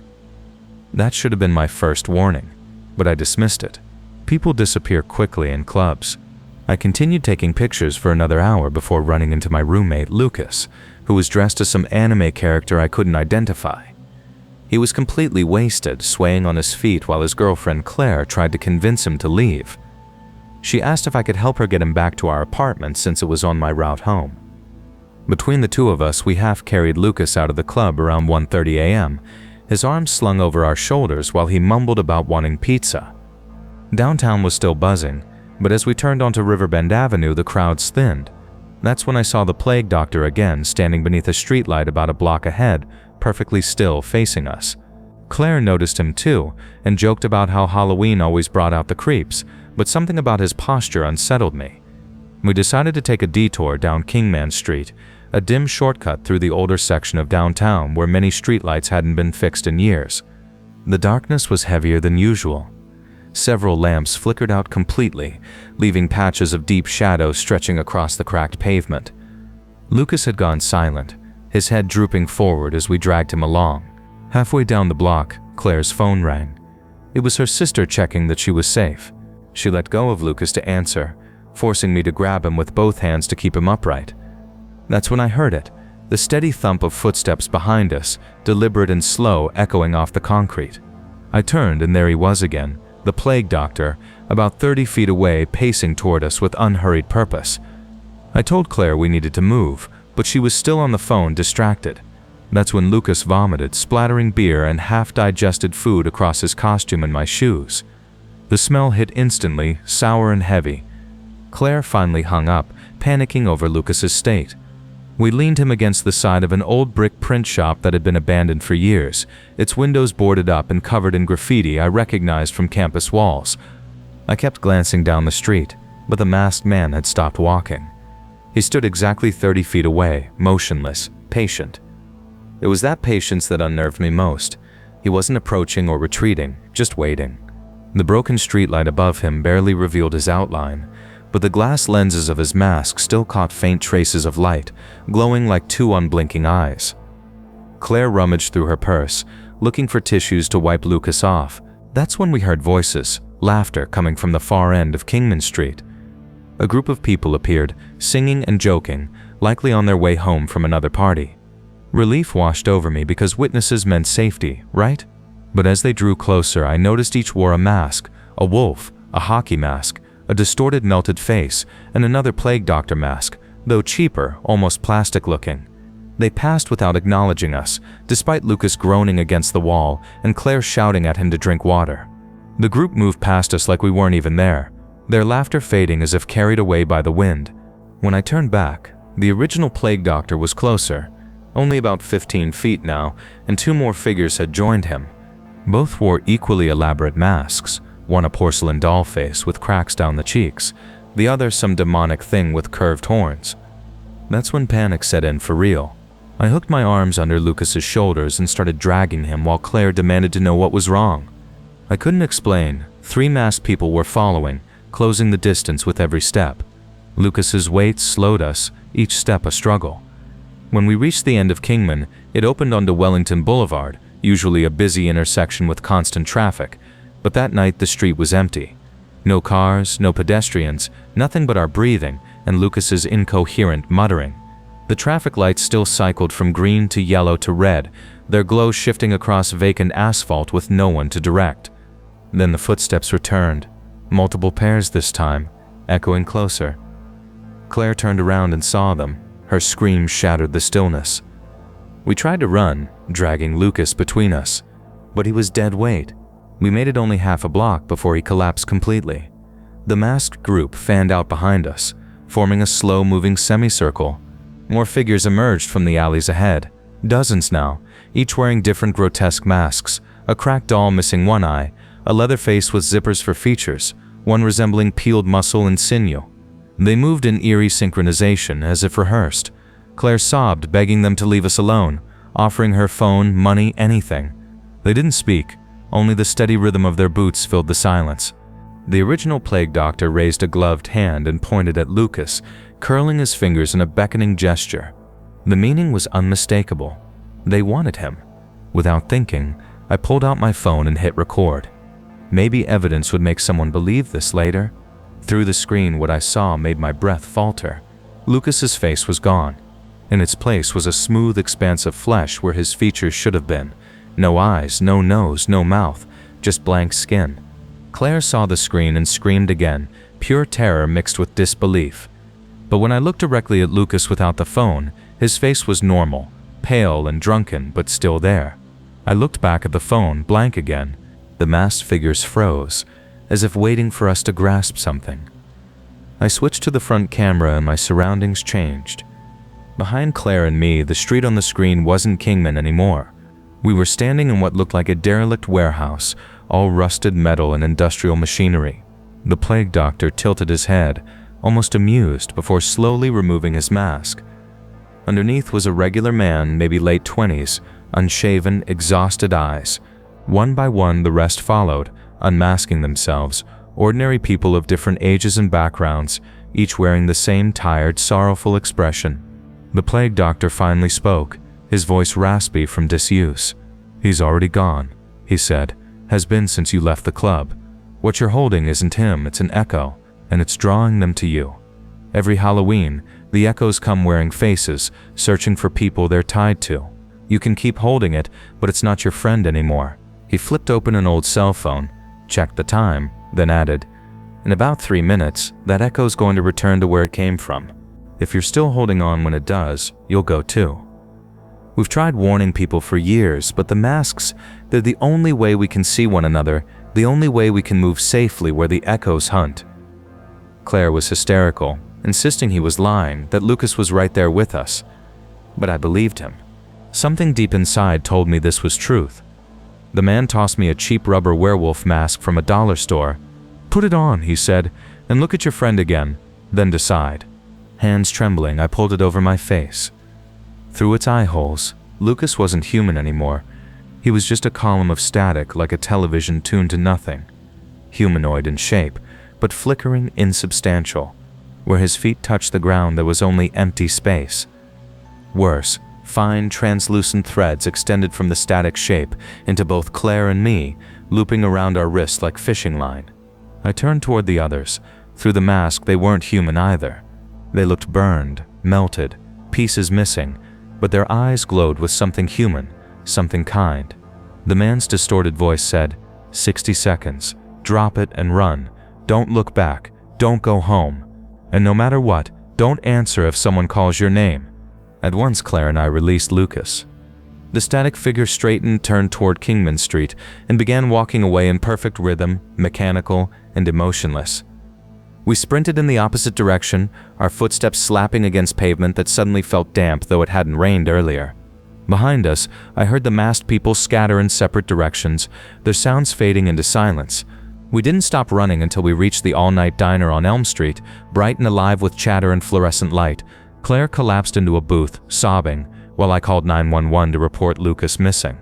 They found him 3 hours later, wandering downtown in his ruined costume with no memory of anything after midnight. He was fine, completely fine except for one detail. He claimed he'd been in Ohio the entire time, visiting his parents since fall break, and hadn't even returned to campus. Security footage from the chamber clearly showed him at the party, yet every camera that should have caught him on Kingman Street displayed nothing but static between 1:47 and 1:50 a.m. When I developed my camera film the next day, every photo I'd taken of the plague doctor showed a different face beneath the mask, and in each frame's background there was always someone else wearing an ordinary Halloween mask, silently watching. Every house along Birchwood Lane had installed surveillance cameras after the string of burglaries 2 summers earlier, which is the only reason what unfolded that night was captured from multiple perspectives. Ever since my divorce, living alone had pushed me into a routine so familiar it almost felt mechanical. I worked late shifts at a shipping facility just outside Davenport, Iowa, wrapping up near midnight before taking the same road home 5 nights a week. I was 32, not old by any means, but old enough to appreciate predictability after the emotional wreckage of a failed marriage. Halloween in 2017 fell on a Tuesday, and the warehouse crew had gone all out decorating the loading dock with glow-in-the-dark skeletons from the dollar store. We passed around miniature candy bars during breaks, complained about the new barcode scanners freezing up, and made the usual jokes about working while kids were out hauling pillowcases full of candy. Everything about that night felt normal, banal, even, until the clock hit 12:03, and I walked out to my car. Davenport tends to fall silent after midnight, but that drive home felt eerily deserted. And I don't mean the usual quiet of an Iowa night. It was unsettling, empty in a way that made my skin itch. Normally, the campus district had a few students staggering between bars on Halloween, but the streets were void of life. It was like the entire city had received a warning to stay inside, and I was the only one who hadn't. The 20-minute trip dragged on, my headlights slicing through thick fog drifting up from the river. Every home I passed had porch lights burning bright, those universal signs that trick-or-treaters were welcome, but it was far too late for any to still be out. The McDonald's by the intersection was pitch black. The gas station that proudly claimed to never close had its pumps shut off. Even the usual police cruiser stationed by the industrial park was gone. I kept trying to rationalize it. Maybe there was a citywide event I'd missed, or maybe the weather alert had scared everyone indoors. Or maybe I was just exhausted. My driveway curved inward from the street. A long stretch of gravel lined by untrimmed cedar shrubs the previous owner had planted decades earlier.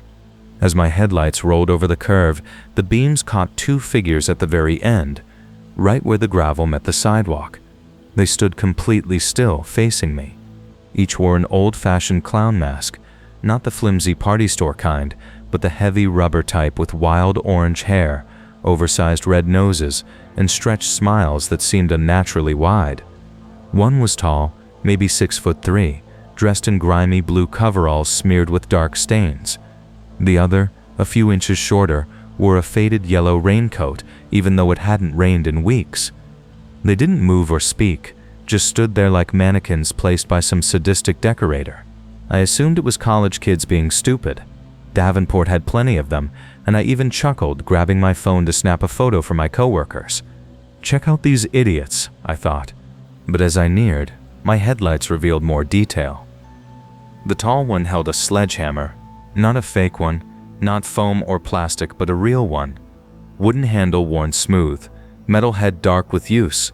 The shorter one's hands were empty but positioned strangely at stomach height, fingers splayed as if pressing against invisible glass. Neither shielded their eyes from my lights or shifted their stance.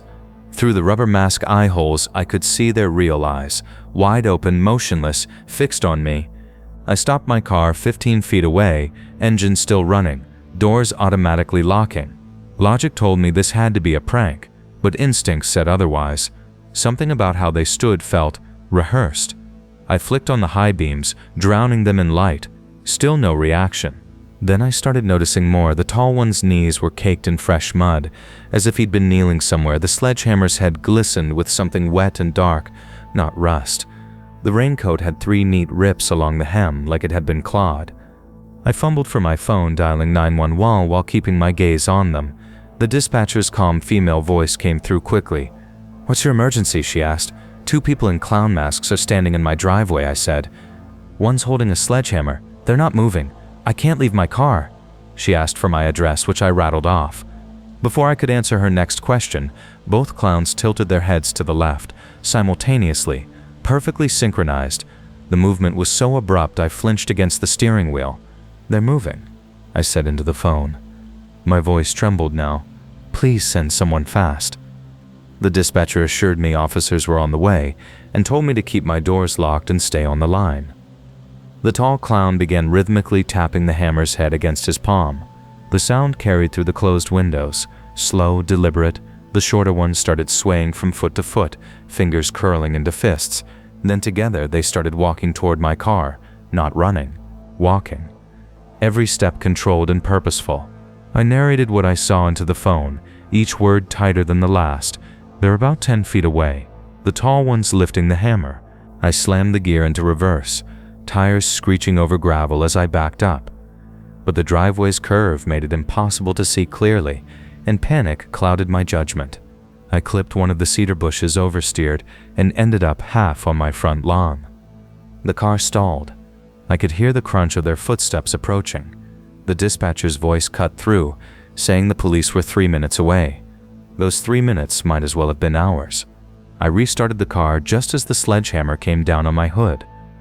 The metallic impact rang out like a gunshot, denting the steel right in front of me.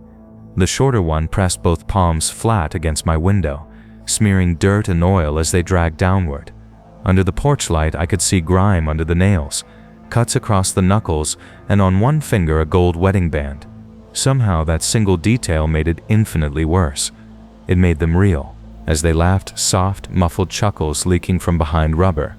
The panic in me ignited. I reversed again, forcing them back and fishtailing onto the street. The dispatcher asked if I could drive to the station, but I wasn't about to leave my property. Instead, I pulled into my neighbor Ben's driveway across the street. He was the guy who went all out on decorations every Halloween. I parked there, headlights aimed at my house, ready to floor it if they followed. From that angle, I watched them through the windshield. They stood in my yard, looking at each other as if communicating silently. Then the shorter one went to my mailbox, the sturdy metal one my ex had insisted we buy, and the taller followed. The tall one swung the sledgehammer twice, clean and fast, snapping the post in half. The clang echoed down the street. Not one neighbor came out. No lights flicked on from the Jacksons' house next door, even though their baby usually woke to any noise. Doug, 2 houses down, the guy who worked night security, didn't step out either. Every home stayed eerily still. Porch lights glowing, but blinds closed. The clowns walked calmly down the road and stopped in front of the Jacksons' driveway. The shorter one reached into the raincoat and pulled out something metallic, probably a screwdriver, and in quick, precise movements deflated all 4 tires of their minivan. The hiss carried through the cold air. Meanwhile, the tall one used the sledgehammer to smash their collection of garden gnomes, each shattering with a single swing. Then they moved to Doug's place, the taller caving in his truck's windshield while the other messed with his porch. The dispatcher said the officers were less than a minute away, but the clowns didn't care. Every few houses they'd pause and look straight back at me, tilting their heads in perfect unison again. They wanted me to see this, to witness every second. The quiet was worse than the destruction. The only sounds were distant laughter and the dull crunch of impact. Finally, blue and red lights glowed at the far end of the street. 2 squad cars sped toward them, sirens off but lights flashing. The clowns stood before the Petersons' house, 6 doors down from mine, and when the lights hit them, they froze. No panic, no attempt to flee, just stillness. The cars stopped, blocking them in. Officers stepped out, weapons drawn, shouting commands. The tall one dropped the hammer with a metallic thud that broke the spell over the neighborhood. Suddenly, porch lights flickered on everywhere. Doors opening, people spilling out in robes, whispering and pointing. Ben ran out to his driveway where I sat idling, asking what happened, why I was in his carport, what had happened to my hood. I couldn't respond. Just gestured toward the officers cuffing the 2 clowns, masks still on. The police took my statement that night and again the next morning. Turned out the men were brothers, Aaron and Daniel Frey, from a small town 40 miles north, ages 26 and 29. They had driven into Davenport with a trunk full of tools and refused to explain why. During questioning, they didn't speak at all. No lawyers, no excuses, no emotion. Detectives later told me they'd found my address scribbled on a folded sheet of paper in their car, along with 3 others from neighboring cities. None of us were connected in any way, no shared acquaintances, jobs, or history. They eventually pled guilty to vandalism and menacing charges, sentenced to 18 months, served 8. I never got an answer about why they chose Birchwood Lane, or why they stood waiting for me, or why they wanted me to watch them wreck the neighborhood. Footage from multiple cameras showed them arriving at 11:47, standing motionless at the end of my driveway for 13 full minutes before I got home, never looking at each other, never checking a phone, just waiting. Sometimes I still see those masks in dreams, their perfect symmetry, that silent head tilt, the flash of a wedding band catching the light. 3 months later, I sold the house and moved into an apartment near work, one with underground parking and a 24-hour guard. But every Halloween, when I see clown masks in store aisles or kids dressed in those old rubber costumes, I think about that night and wonder if Aaron and Daniel Frey are somewhere out there waiting at the end of someone else's driveway. The final trick-or-treater came to my doorstep, dressed as a video game character I couldn't name. I emptied the rest of my candy bars into his pillowcase just to be done with it. My legs ached from standing for nearly 3 hours, and the inflatable T-Rex costume I'd been wearing trapped heat like an oven. Once the porch light was off and the door locked, I collapsed onto the couch and pulled out my phone to order something to eat. The refrigerator held nothing but expired yogurt and a few beers, and Romano's was the only pizza spot still delivering this late on Halloween night. Their app lagged endlessly, freezing between screens, but after a few frustrating minutes, my order finally went through: 1 large pepperoni, a side of garlic knots, and a 2-liter of cola. The screen promised 45 minutes. I stripped off that sweaty dinosaur suit and jumped in the shower, assuming I had time to spare. Just as I was tugging a shirt over my still damp shoulders, the doorbell rang. Through the peephole, I could make out a tall man wearing a cracked skull mask and holding what appeared to be a delivery bag. It didn't strike me as strange. I'd seen a few costume delivery drivers earlier that evening while passing out candy. When I opened the door, though, he didn't speak. He stood there perfectly still, head tilted slightly, studying me through those hollow sockets. The bag he held was plain black, no logo, none of Romano's usual red insulated branding I'd seen countless times before. He wore a scuffed leather jacket over a dark hoodie, and his jeans were stained with what looked like mud or oil. After an uncomfortably long pause, he rasped out in a harsh whisper, "$24.50. The voice hardly sounded human. I handed him $30 and told him to keep the change, just wanting him gone. Instead of leaving, he fished a wrinkled piece of paper from his jacket pocket and smoothed it against his thigh before offering it to me. His hands were covered in thick mechanic's gloves, and something dark was caked under the nails.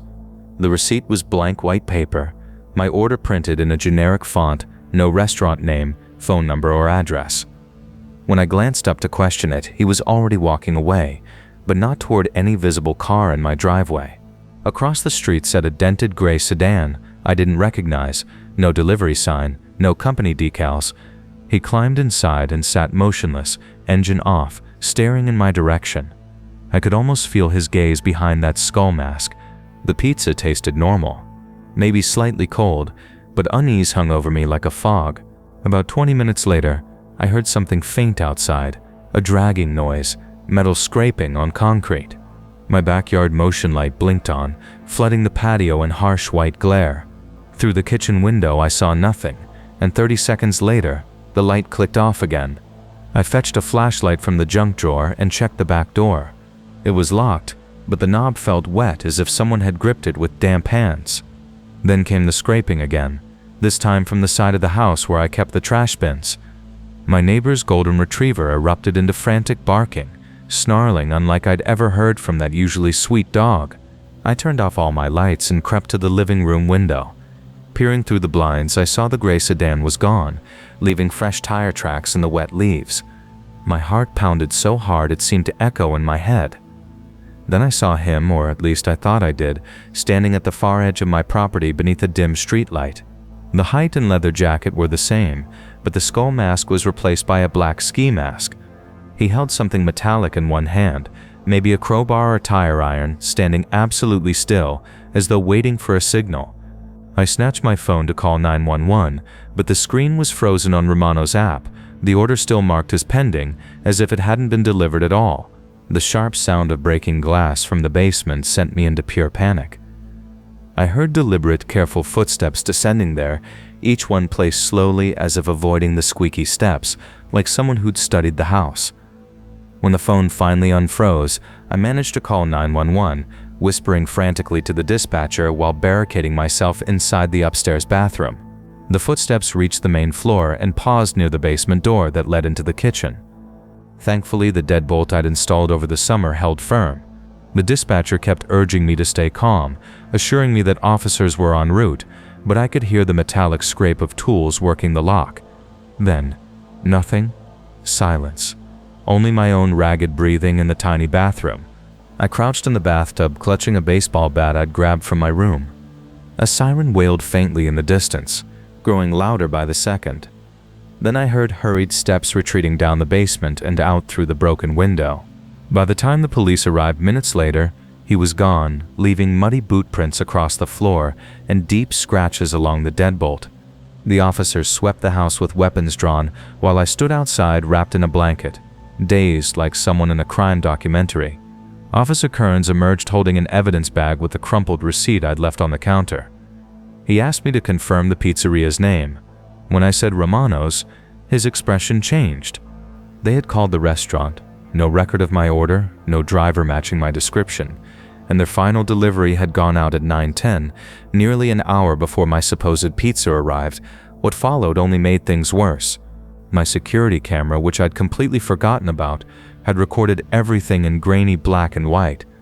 The man had circled my house for half an hour before knocking, testing windows and doors, even lifting my garage door just enough to look inside. At one chilling moment, he stood directly beneath the camera and looked up, that skull mask filling the entire frame as if letting me know he was aware of being watched. Investigators uncovered something else, a receipt from a hardware store, time-stamped that same afternoon, caught against my fence by the wind. It listed gloves, a crowbar, and zip ties. While reviewing the footage, one officer pointed out something I'd missed, a second figure sitting inside that gray sedan. Little more than a shadow, but definitely there. Detective Salinas, the woman assigned to my case, sat across from me later at the station, exhaustion written on her face. She explained that these men had been targeting houses all October, using fake food deliveries to scout people living alone. Once they'd studied a target, they returned later for break-ins. Halloween had given them cover. Costumes and masks were everywhere. She showed me 3 similar reports from nearby neighborhoods, though mine was the only one where they'd attempted entry that same night. The pizza itself was probably genuine, she said, likely purchased from a random shop across town, to make their act seem real enough that no one would call the police right away. What chilled me most was learning they'd found matching boot prints 2 streets over at an older man's house who'd ordered Chinese food around 8 that night.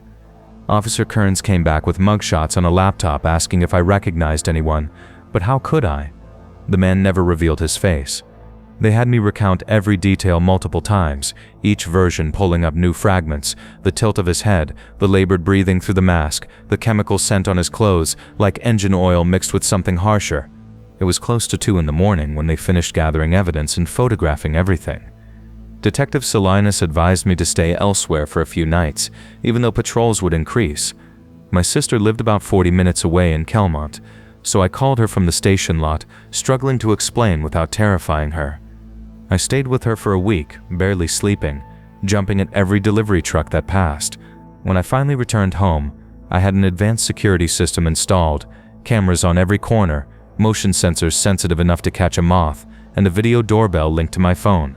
The police never caught those men, or at least they never told me if they did. The break-in stopped right after Halloween, disappearing without trace. 2 weeks later, Salinas called to say they'd found the gray sedan abandoned in a downtown parking garage, stripped clean except for a pile of counterfeit restaurant receipts and a box of cheap skull masks. Months later, my neighbor mentioned seeing someone in his yard that same night, tugging on his shed door, but he'd assumed it was drunk teenagers pulling pranks. Even now, years later, I refuse to have food delivered to my house. I either pick it up myself or meet drivers at a nearby gas station under bright lights and constant cameras. Every Halloween when the doorbell rings, even if it's clearly children in costumes, I have to pause and steady my breathing before opening the door. The detective was probably right. It was likely a traveling crew who moved on. Still, sometimes I wonder if that man in the skull mask ever drives past my house, remembering the one that got away, waiting for me to let my guard down and order pizza again. The baseball bat stays by my bed now, and I've memorized every creak and pop this house makes, so I'll know the instant something sounds off. Strangely enough, I later discovered Romano's had closed early that night, at 9 sharp because their oven broke. Which means whoever handed me that pizza had gone through the trouble of buying it elsewhere just to make their twisted plan work.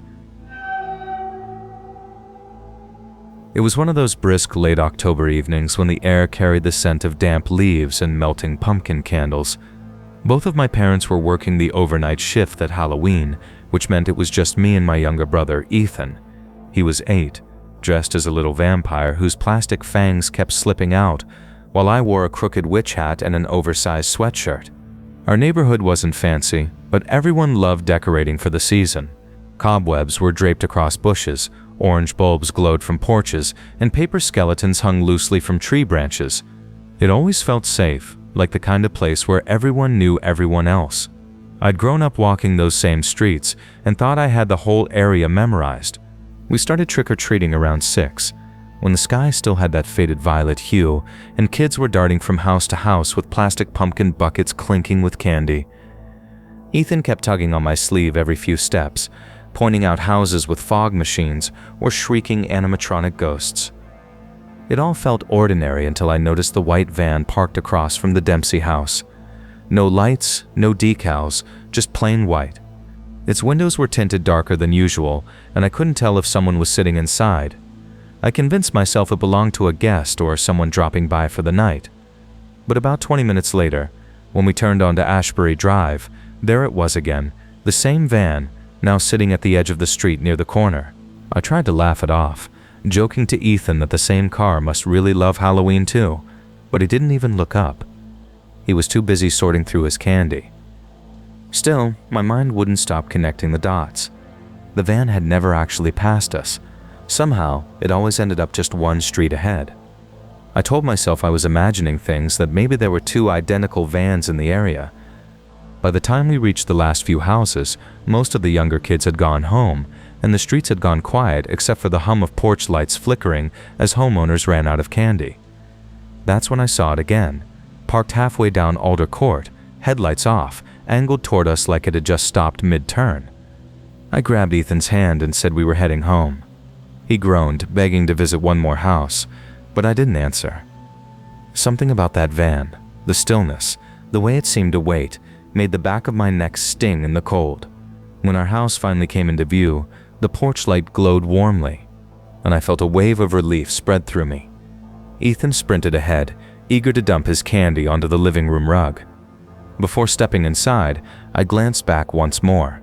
The van rolled slowly past the corner, headlights still off, drifting by like it was searching for something. It didn't stop or speed up, just coasted silently until it disappeared behind the maple trees. I stayed on the porch pretending to check my phone so Ethan wouldn't notice how tense I felt. Dad came home not long after. He's the kind of man who keeps spreadsheets for everything: bills, groceries, even the neighborhood watch schedule. I told him about the van, expecting him to shrug it off, but instead he frowned and went straight for his laptop. Our neighborhood uses a shared camera system where motion-triggered feeds from certain houses link to a shared network. He started scrubbing through footage from earlier that night, fast-forwarding through timestamps as I stood beside him. The footage was grainy but clear enough to make out details. The van appeared first near the Dempsey place, then on Ashbury Drive, then again on Alder Court, each time parked for several minutes with its lights off before moving to the next street. Dad tried zooming in on the license plate, but the pixels blurred too much to read. He replayed one clip in slow motion, and that's when we both saw it. A tall shadow sitting in the driver's seat, wearing what looked like a baseball cap. No motion, just waiting. Dad immediately called the non-emergency police line, explained what we'd seen, and sent over the footage. While he was talking, I went to check on Ethan. I walked into his room trying to reassure him everything was fine, but when I looked through his window, the van was there again, parked 3 houses down. The headlights were dim but glowing faintly against the pavement, and I could feel that whoever was inside was watching our house. I closed the blinds without a word. About half an hour later, 2 police officers arrived. They walked along the street with flashlights, scanning the curbs, but the van was gone. They took Dad's statement, copied the footage onto a flash drive, and said they'd file a report. One of them mentioned that Halloween always draws odd traffic, though the way they exchanged looks told me they were taking it seriously. They left their card and promised to follow up. That night I barely slept. Every time a car passed by, the wet hiss of tires made me sit up to check the window. By morning, the neighborhood chat was flooded with messages. 3 families mentioned seeing the same van. One said it paused in front of their house while their kids were still outside. Another wrote that the driver rolled down the window to say something before speeding off. Soon neighbors began uploading their own camera clips. By noon, there were multiple recordings of the van stopping near different kids who were walking alone. No one managed to catch a clear view of the driver's face. 2 days later, Dad received a call from a detective. The van matched the description of one used in an attempted child abduction. A few towns over, same model, same dented back door, and a partial license plate that lined up. The suspect still hadn't been caught, but authorities were tracking him. When Dad told me, I remember sitting at the kitchen table, staring at Ethan's half-empty candy bucket, realizing just how close we had come to something horrific. It's the kind of danger you never believe will reach your family until it nearly does. Even now, years later, Halloween feels different. I still walk Ethan, no longer a kid, around the block, but I can't help scanning every car that passes. I know most people are just out living their normal lives, but that night taught me something I'll never unlearn. The worst monsters aren't always the ones in masks. They're the ones waiting quietly on the corner, blending into the dark, hoping you stop paying attention. There are nights that etch themselves into your memory so deeply they become part of you, and that Halloween became exactly that.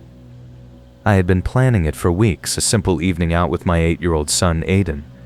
He was endlessly energetic and couldn't stop talking about his pirate costume. We lived in a calm suburb where everyone recognized each other, the kind of neighborhood where neighbors waved as you passed, and kids roamed free until the streetlights buzzed on. I remember adjusting the strap on his plastic sword before we headed out, his little hands gripping that pumpkin-shaped candy pail with pride. The air was cool, heavy with the scent of damp leaves and the synthetic fog that drifted through the streets. Every porch glowed in shades of orange, and the entire neighborhood shimmered with that soft, electric thrill only Halloween can bring. We moved from house to house, Aiden laughing whenever he tripped over his costume or shouted thank you through his cheap plastic mask. He kept showing me how full his bucket was getting, proud of the weight. After a while, we merged into a small parade of families walking along the main road, children zigzagging through lawns while parents followed behind, chatting about work or school.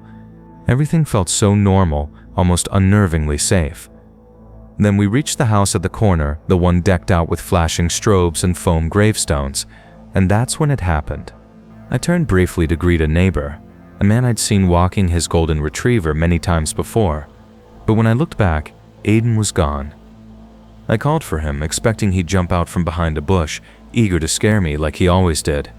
When he didn't answer, the laughter of nearby kids began to blur into distant static. I searched the yard, the sidewalk, then started running toward the end of the block. He was nowhere. His candy bucket lay tipped near the curb, sweets scattered across the damp grass like spilled treasure. I asked everyone nearby, parents, trick-or-treaters, if they'd seen him. Most shook their heads. One woman mentioned she'd seen a firefighter guiding a little boy toward a white SUV, assuming it was just a dad taking his child home early. I sprinted down the street, searching frantically for the vehicle, but there were too many cars, too many headlights cutting through the fog. By the time the police arrived, the festive buzz had dissolved into uneasy silence. The house with the gravestones now sat in darkness. When the officers questioned me, I recounted everything, every meaningless detail. The strobe lights, the fake smoke, the muffled laughter. I pointed to where we had been standing, insisting that was the house. But when they checked, the place looked entirely different.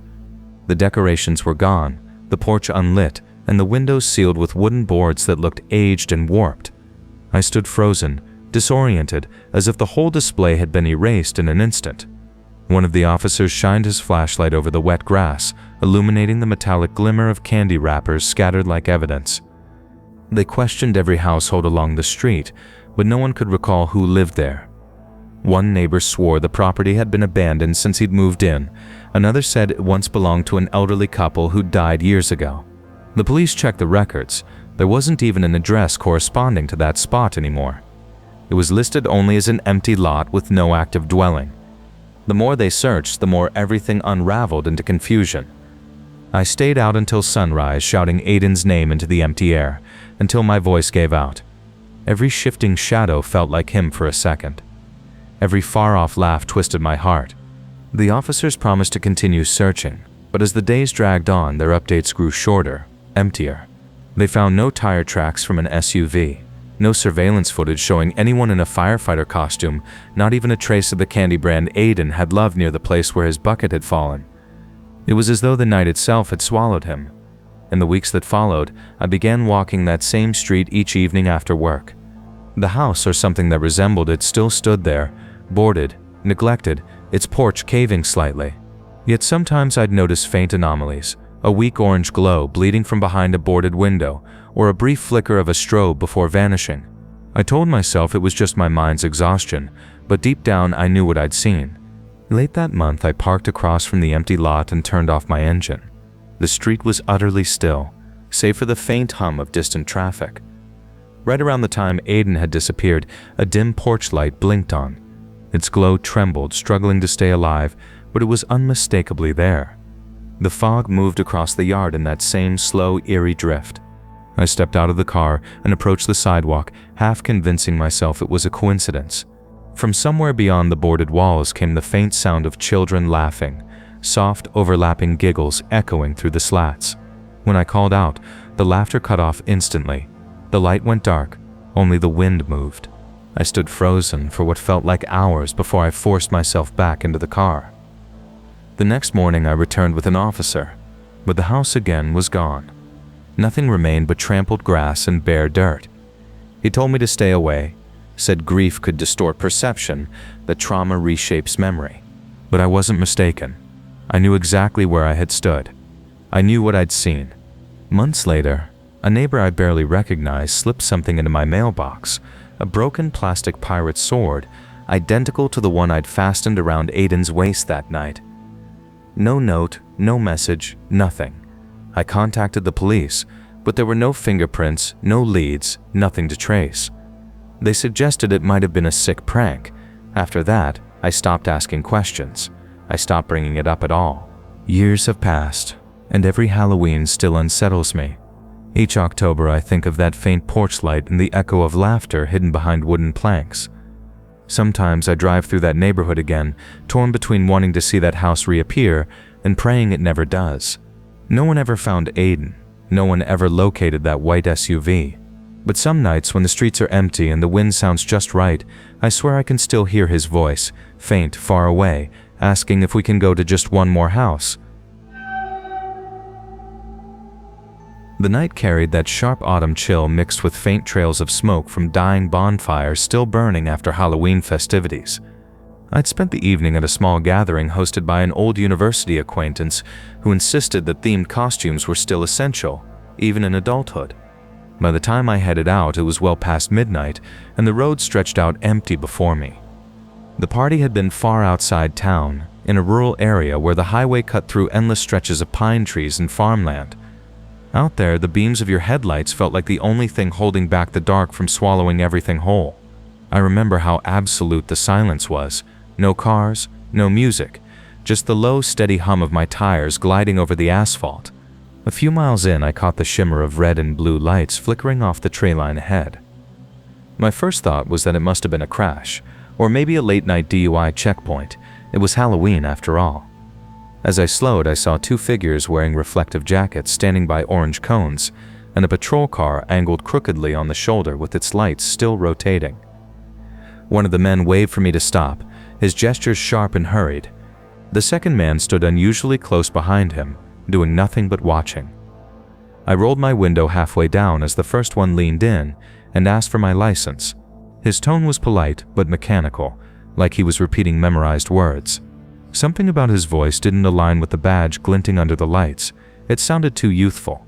When I handed him my ID, he shined his flashlight into my car, letting the beam linger longer than it should have.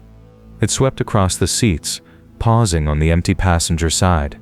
Behind him, the other man paced slowly, circling like he was waiting for something, gravel crunching underfoot. That was when I noticed he wasn't wearing boots. He had on white sneakers. That detail hit me a few seconds too late. My eyes flicked to the patrol car again. The paint looked faded, dull under the flashing light, and the lettering seemed uneven, too tightly spaced. A subtle unease crept in as I began to ask what department they represented. Before I could finish, headlights suddenly flared in my rearview mirror, bright, steady, and fast. A second later, the distinct wail of a real siren shattered the stillness. The man holding my license froze. He barked something I couldn't understand before both of them bolted for the trees, vanishing into the woods as another cruiser pulled up behind me. The officer who stepped out this time looked older, composed and calm, in a way that contrasted the chaos that had just unfolded. He told me to keep my hands visible as he approached, flashlight fixed on me. I explained what had happened, how two men had stopped me, taken my license, and ran. He immediately radioed for assistance, telling me to stay put. Within minutes, more patrol cars arrived, their strobing lights washing the pines in eerie, rhythmic flashes. One officer swept his light toward the trees and caught a faint line of footprints leading down a small slope toward a creek. A few minutes later, they found my license half buried in gravel near the cones, alongside several others. There were at least 5 scattered IDs, a pair of zip ties, and what looked like a fake badge. The patrol car turned out to be an old sedan crudely painted over, with magnetic decals that peeled off when touched.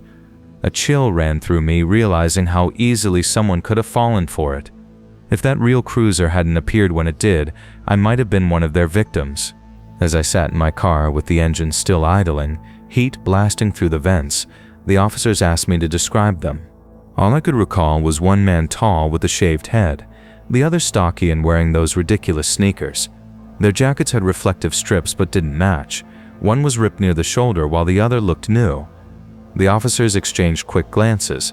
One quietly mentioned that there had been reports of fake checkpoints that same evening on other back roads nearby. That was the part that unsettled me most. This hadn't been a random stunt. It was orchestrated, maybe even rehearsed. When I finally reached home, I pulled into the driveway and sat there for a long while staring at the steering wheel. The adrenaline drained away, leaving a dull heaviness in its place. My phone lit up with missed calls and messages from friends checking if I'd made it back safely, but I couldn't bring myself to respond yet.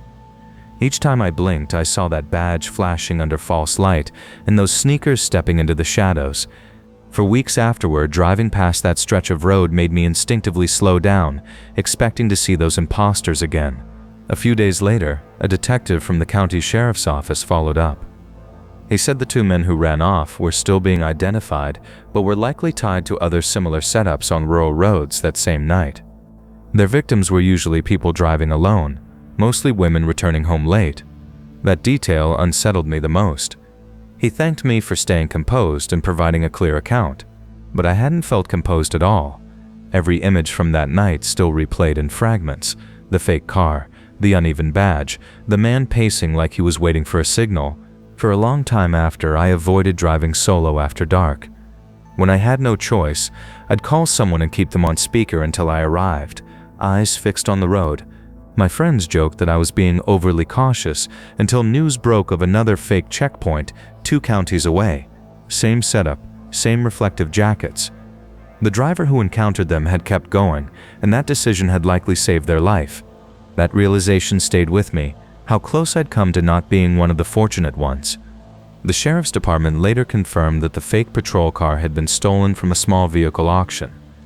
The IDs found at the scene belonged to people who'd been mugged weeks before in nearby towns. It seemed those men collected fragments of other lives to make their illusion more convincing. I never learned if they were ever caught. The calls stopped coming, and the story faded from the local news cycle. But I never took that highway again. Even now, years later, the sight of flashing lights on a dark, empty road sets off that same rush of dread before logic kicks in. I only stop in brightly lit areas and double-check every badge and uniform I see. Maybe those men are long gone, maybe even behind bars, but the fear they left still lingers in the passenger seat of my memory.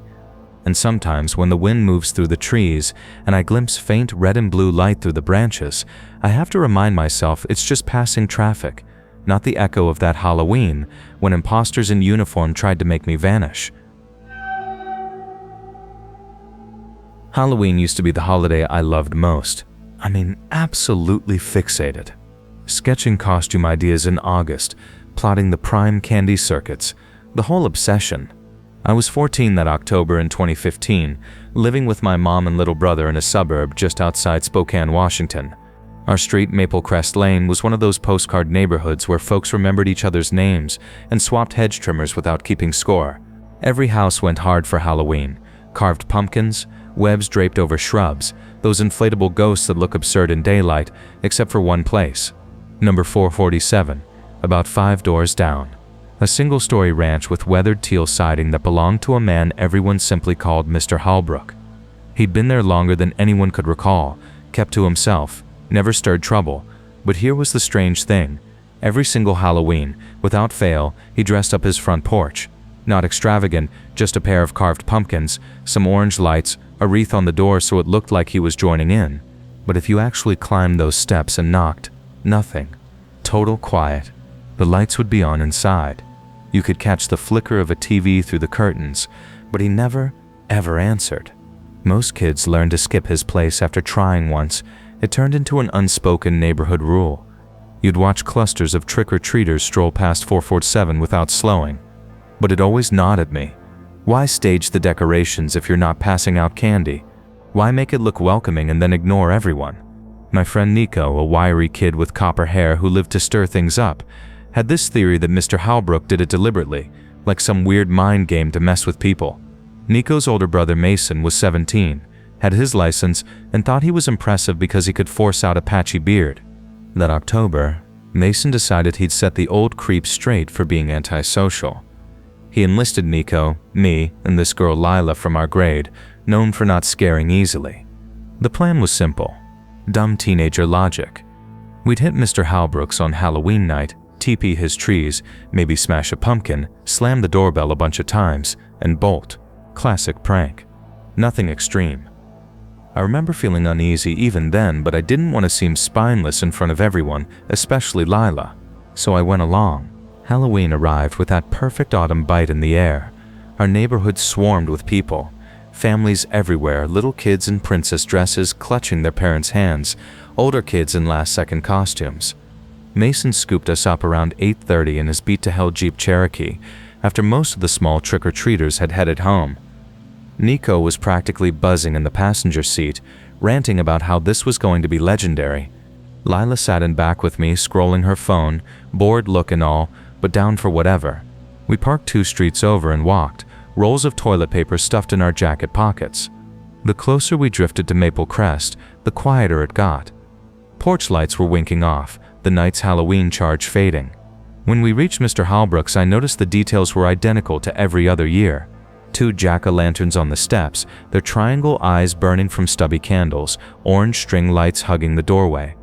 His living room lamp was lit, and through the sheer curtains I saw the blue wash of his TV. Everything seemed normal, almost serene. That's what made Mason's next words feel so out of place. "Check that," he whispered, pointing to the roofline above the porch. At first I didn't see it. Then Lila spotted it too. A small black device tucked under the eave, angled toward the path. "Is that a camera?" she asked. We stared. It was definitely a camera. One of those compact security kinds, and it was aimed straight at the sidewalk and front walk. "Paranoid old jerk," Mason muttered, but he was grinning like it improved the thrill. Nico proposed we run the prank from the side yard instead, outside its view. We crept along the right side of the house where a tall fence divided Mr. Halbrook's place from the neighbors. It was dimmer there, just a small side window with the blinds down and a motion sensor that blessedly didn't trip. Mason started unspooling toilet paper, prepping to toss it over the fence into the front trees. That's when Nico noticed something and squeezed my arm hard enough to sting. "Dude," he hissed. "Another one." He was pointing at the corner near the foundation. A second camera, smaller than the first, tucked in the shadow where siding met concrete. This one covered the side of the house, the exact stretch we occupied. My gut nodded. Why post cameras here? Mason tried to act unfazed, said lots of people install systems, but the cocky edge bled out of his voice. Lila wanted to leave. She kept saying it felt wrong and we should bail. But Nico, stubborn as ever, insisted we'd come too far to chicken out over a couple lenses. He started sliding toward the back, hugging the wall, and like idiots we followed. The backyard was tight, boxed by that same wooden fence, with a concrete patio and a rust-streaked grill that looked like it hadn't seen a flame in years. A sliding glass door opened into what I guessed was the kitchen, and next to it sat a regular door with a little window at the top. Everything back there was dark except one thing. Mounted at the back corner and pointed across the yard was a third camera. This one had a small red light blinking. Nico saw it the same instant I did. Nobody spoke. We just stood in the guy's yard, realizing every angle was covered. That's when Mason, desperate to patch his tough guy persona, made the dumbest move possible. He strode to the back door and knocked hard. The sound boomed in the quiet. We tensed, waiting for Mr. Halbrook to flip a porch light or bark at us to beat it, but nothing. Mason pounded again, harder, the kind of banging that wakes anyone, still nothing. "He's definitely home," Lila whispered, pointing to the TV glow still visible through the front windows. You could even hear it faintly, a muffled ribbon of voices from whatever was playing. Mason tried the handle, locked, obviously, then cupped his hands and peered through the little window. He went still. "What?" Nico asked. "What do you see?" Mason didn't answer right away. When he finally leaned back, his face looked washed out even in the dark. "Papers," he said quietly, "like everywhere, covering the walls." Before anyone could process it, Nico shoved past and looked for himself. "Holy," he breathed. "Printouts. Photos, I think." I didn't want to look. Everything in me screamed to leave, go home, trash the whole stupid night. But curiosity is a mean hook.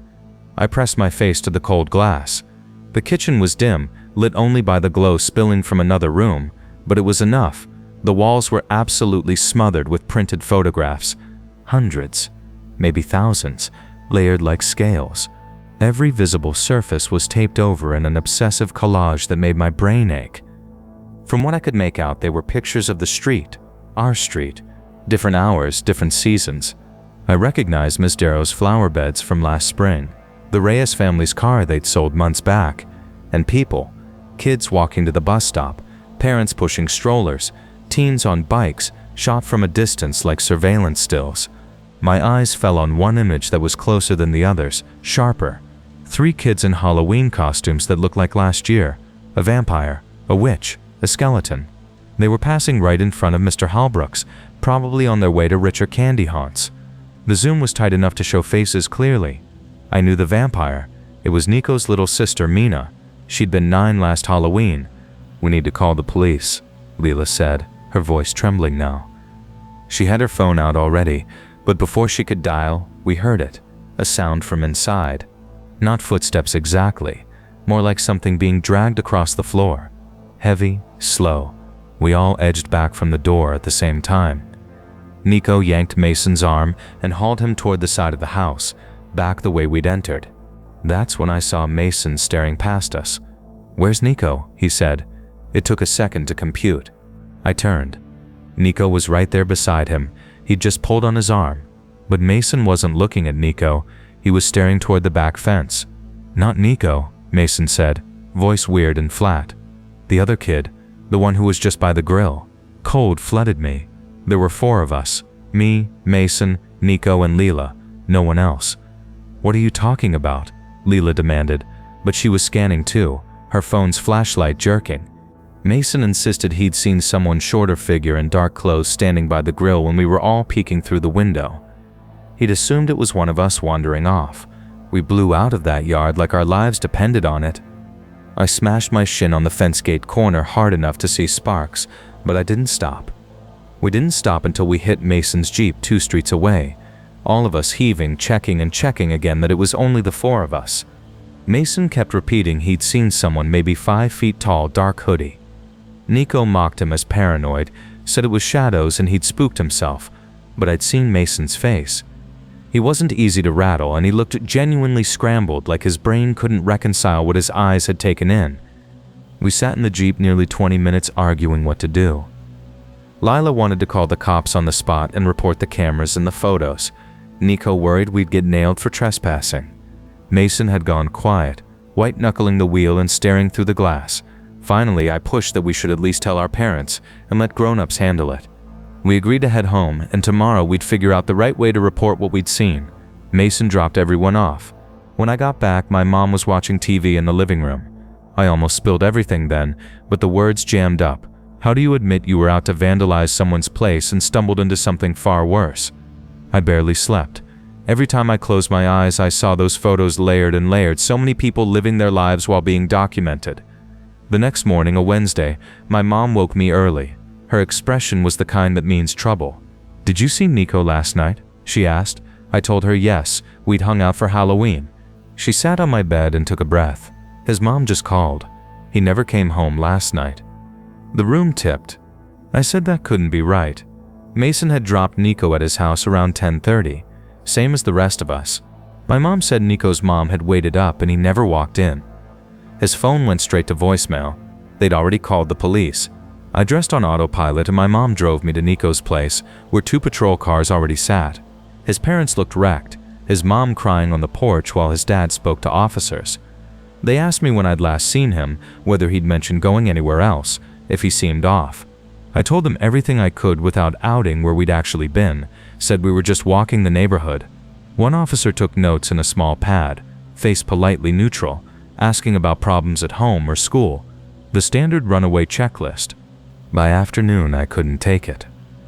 I called Lila and said we had to tell someone about Mr. Halbrook's place, everything we'd seen. She'd been thinking the same. We decided to tell her older sister, who was 22 and worked as a paralegal, someone who'd know what to do. When we laid it all out, pointing to exactly where the house sat on Maplecrest, her expression went grim. She didn't scold us for trespassing. She made us repeat every detail twice, then immediately called a detective hotline she had from work. Within an hour, 6 police cars were on our street. I watched from my bedroom as officers closed in on Mr. Halbrook's place, pounding the door with that official knock. When he didn't respond, they moved around back. I couldn't see what followed, but within 30 minutes they were leading him out in cuffs. He was smaller than I'd pictured, balding, wearing a cardigan that made him look like someone's retired granddad. He wasn't fighting or shouting. He looked resigned, like he'd expected this day. More police rolled up. They started hauling boxes, computer gear, hard drives, file folders. The whole street drifted out to watch. No one could believe it. The quiet neighbor who kept to himself, arrested right there. The full story unfolded over the next days, pieced from news and gossip. Investigators found more than 30 cameras around and inside Mr. Halbrook's property, all trained on street and sidewalks. His computers held thousands upon thousands of photos and videos of neighborhood children, organized into folders by name, age, physical features. He'd been at it at least 8 years, maybe more. The cameras used motion sensors, activating whenever someone passed. He had footage of kids waiting for the bus, playing in yards, riding bikes. Nothing explicitly illegal in terms of what was captured, since it was shot from his property of public areas, but the scale and obsessive patterning were enough for charges tied to stalking and endangering minors. They also found meticulous notes, routines, favorite colors, names of friends, a surveillance apparatus, detailed enough to make intelligence pros jealous. But here's what still claws at me. They found Nico, not at Mr. Halbrook's house, and somehow that made it even worse. Nico had apparently panicked after Mason dropped him off, couldn't stop replaying those images and that figure Mason swore he saw. Instead of going inside, he'd walked back to Maplecrest alone, intending to watch the house from a distance to see if anything suspicious happened. A neighbor 2 doors down from Mr. Halbrook had a security camera that captured Nico across the street around 11 p.m., just watching the place. What it also caught roughly 15 minutes later was a van pulling up, not his vehicle, something else entirely, a white contractor van with no visible plates. 2 men got out, walked straight toward Nico.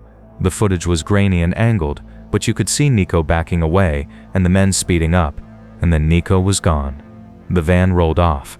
Police traced it through other neighborhood systems and traffic cams. It led them to a house in Post Falls, Idaho, about 20 miles away. What they found there was worse than anything at Mr. Halbrook's. Turns out he hadn't been operating alone.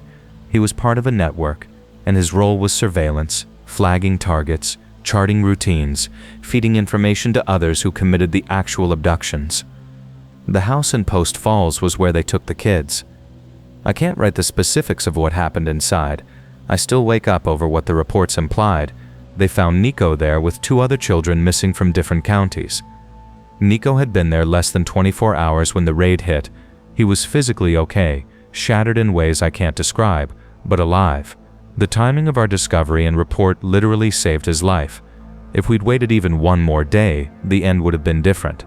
7 people were arrested in all, including Mr. Halbrook. The trial was huge, made national headlines for a stretch. He took a plea and got 40 years. The others got more. Nico moved away with his family about 6 months later. Couldn't stand living on that street, knowing his every movement had been cataloged for years by someone living 5 doors down. I don't blame him. I left too for college and never returned except to see my mom. She sold the house in 2023. Sometimes I replay how many times I walked past Mr. Halbrook's as a kid, oblivious. How often I was photographed, filed away, analyzed. The police told us we were fortunate that his role was only observation, that he personally never laid hands on anyone, only cleared the way for others. That doesn't redeem it. He sat in that house for years watching children, fully aware what his notes would serve.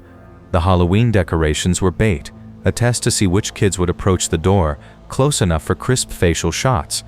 That's why he never answered. He didn't want trick-or-treaters, he wanted footage. The figure Mason saw in the backyard that night, investigators think it might have been one of Halbrook's associates checking on something, maybe watching us as we clocked the cameras. We'll probably never know. And honestly, I don't want to. What I do know is Halloween doesn't land the same. Every lit porch, every elaborate display, every neighbor I can't quite place carries extra weight now. Trust is fragile. Sometimes the monsters don't lurk in the dark. Sometimes they live 5 doors down and give a polite wave when you grab the mail. People always talk about Halloween as if it's harmless fun. Costumes, candy, and kids buzzing on sugar before bed. That's exactly how the night began for me and my best friend, Ethan. We were both 13, caught between wanting to act mature and still clinging to childhood traditions like trick-or-treating. Our neighborhood, Maple Ridge, was calm and predictable, manicured lawns, flickering pumpkin lanterns, and porch lights glowing in neat rows. Before leaving, my mom gave us one rule: only take wrapped candy. We agreed, of course, then promptly ignored it the second we turned the corner. We'd been wandering for about an hour when we came upon a house that stood out.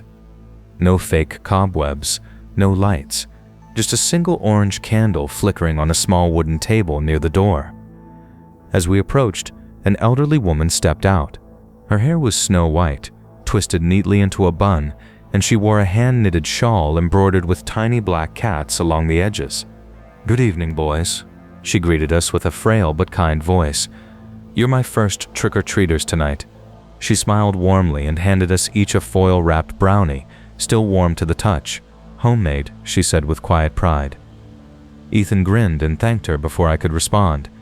We didn't unwrap them right away. The foil felt a little greasy, and the smell of chocolate and cinnamon drifted through. It felt oddly intimate, like something your grandmother might make, not something from a stranger's doorstep. Ethan mentioned his aunt used to bake brownies just like that, then tore his open and took a bite. "See? Totally fine," he said, laughing. I remember hesitating, feeling the gentle heat of the brownie through the foil. It would have seemed rude not to try, so I took a few bites as we walked toward the next house. A couple of hours later, I started feeling sluggish, as though every movement dragged through thick mud. Ethan joked that we'd probably eaten too much candy, but his speech sounded thick, words slurring slightly. I remember standing in front of a yard filled with inflatable ghosts when everything started to tilt. The streetlights seemed to stretch, kids' laughter faded into muffled echoes, and I couldn't tell if I was still upright or lying down. Ethan said something, but it sounded like it came from underwater. Then everything went black. When I woke up, I was lying on my bedroom floor. My mom was hovering over me, phone pressed to her ear, panic written across her face. My mouth was bone dry, and I could barely focus my eyes. She told me she'd found me collapsed near the front door when she got home from her shift. I tried asking about Ethan, but my voice barely worked. She didn't even realize I'd gone out with him. She thought I'd been alone all evening. That's when I saw the crumpled piece of foil beside me on the carpet, and something inside clicked into place like a puzzle finally solved. The next morning, my mom said Ethan had been taken to the hospital. His parents found him unconscious in their driveway. The doctors told them we were lucky. Whatever we'd eaten had been laced with a strong sedative. When the police came to question me, I sat on the couch trying to remember every possible detail about that woman's house. The candle, her shawl, the way she'd said, "You're my first trick-or-treaters tonight." I told them everything, but the more I tried to recall, the fuzzier the image became. Later that afternoon, 2 officers drove around the neighborhood with my mom and me. Everything looked as it should: carved pumpkins, spiderwebs, and strings of orange lights. But when we got to the spot where I swore that woman's house stood, there was nothing there, just an empty lot, overgrown with weeds, a faded for sale sign slanting in the dirt. One officer asked if I was certain, and I pointed right where the porch had been, where the candle flickered. He just nodded quietly, avoiding my eyes. That night, I couldn't sleep. My head ached. and I kept replaying the scene, her wrinkled hands passing us the brownies, the faint chime of her bracelets that smell of cinnamon and warm chocolate. Around midnight, I heard footsteps outside my window. Slow, heavy steps crunching leaves. I told myself it had to be a raccoon or maybe the wind, but the steps stopped directly beneath my window. A long, bent shadow passed across the curtain, then slowly moved away toward the street. By morning, police cars lined the block again. They discovered something behind the empty lot, a cellar entrance buried under decaying boards. Inside were shelves packed with baking supplies, rows of foil-wrapped brownies, and scattered children's costumes. One detective quietly told my mom they'd also found folded blankets, an old lantern, and a radio set to static. No one had lived there, not for years. The house had burned down a decade earlier after a gas explosion. The property had been vacant ever since. When they showed me photos from inside the cellar, one detail made my stomach turn. On one of the shelves lay a neatly folded shawl, embroidered with tiny black cats, exactly like the one she'd been wearing. The detective said they were checking for fingerprints, though his expression made it clear he didn't expect to find anything alive linked to it. They told us Ethan and I had ingested just enough of whatever was in those brownies to knock us out, not enough to kill us. Whoever or whatever that woman was, she had planned for something much worse that night. A week later, life in Maple Ridge went back to normal. Decorations came down, kids went back to school, and adults whispered about it like it was some exaggerated urban legend. But I couldn't walk past that lot without feeling cold all over. The little table with the candle was gone, yet the grass where it had stood never grew back. The ground stayed dark, scorched in a perfect circle, as if something had burned deep into the soil. Even now, years later, Halloween makes me uneasy. I never eat anything homemade, not even from people I trust. And when porch lights flicker in the distance, I sometimes hear her gentle grandmotherly voice echoing in my mind. "You're my first trick-or-treaters tonight." My mom says trauma can distort memory, that maybe I've twisted parts of what happened. But I know what I saw, I know what I tasted, and I know that somewhere out there, someone else might still be handing out those same warm, foil-wrapped brownies.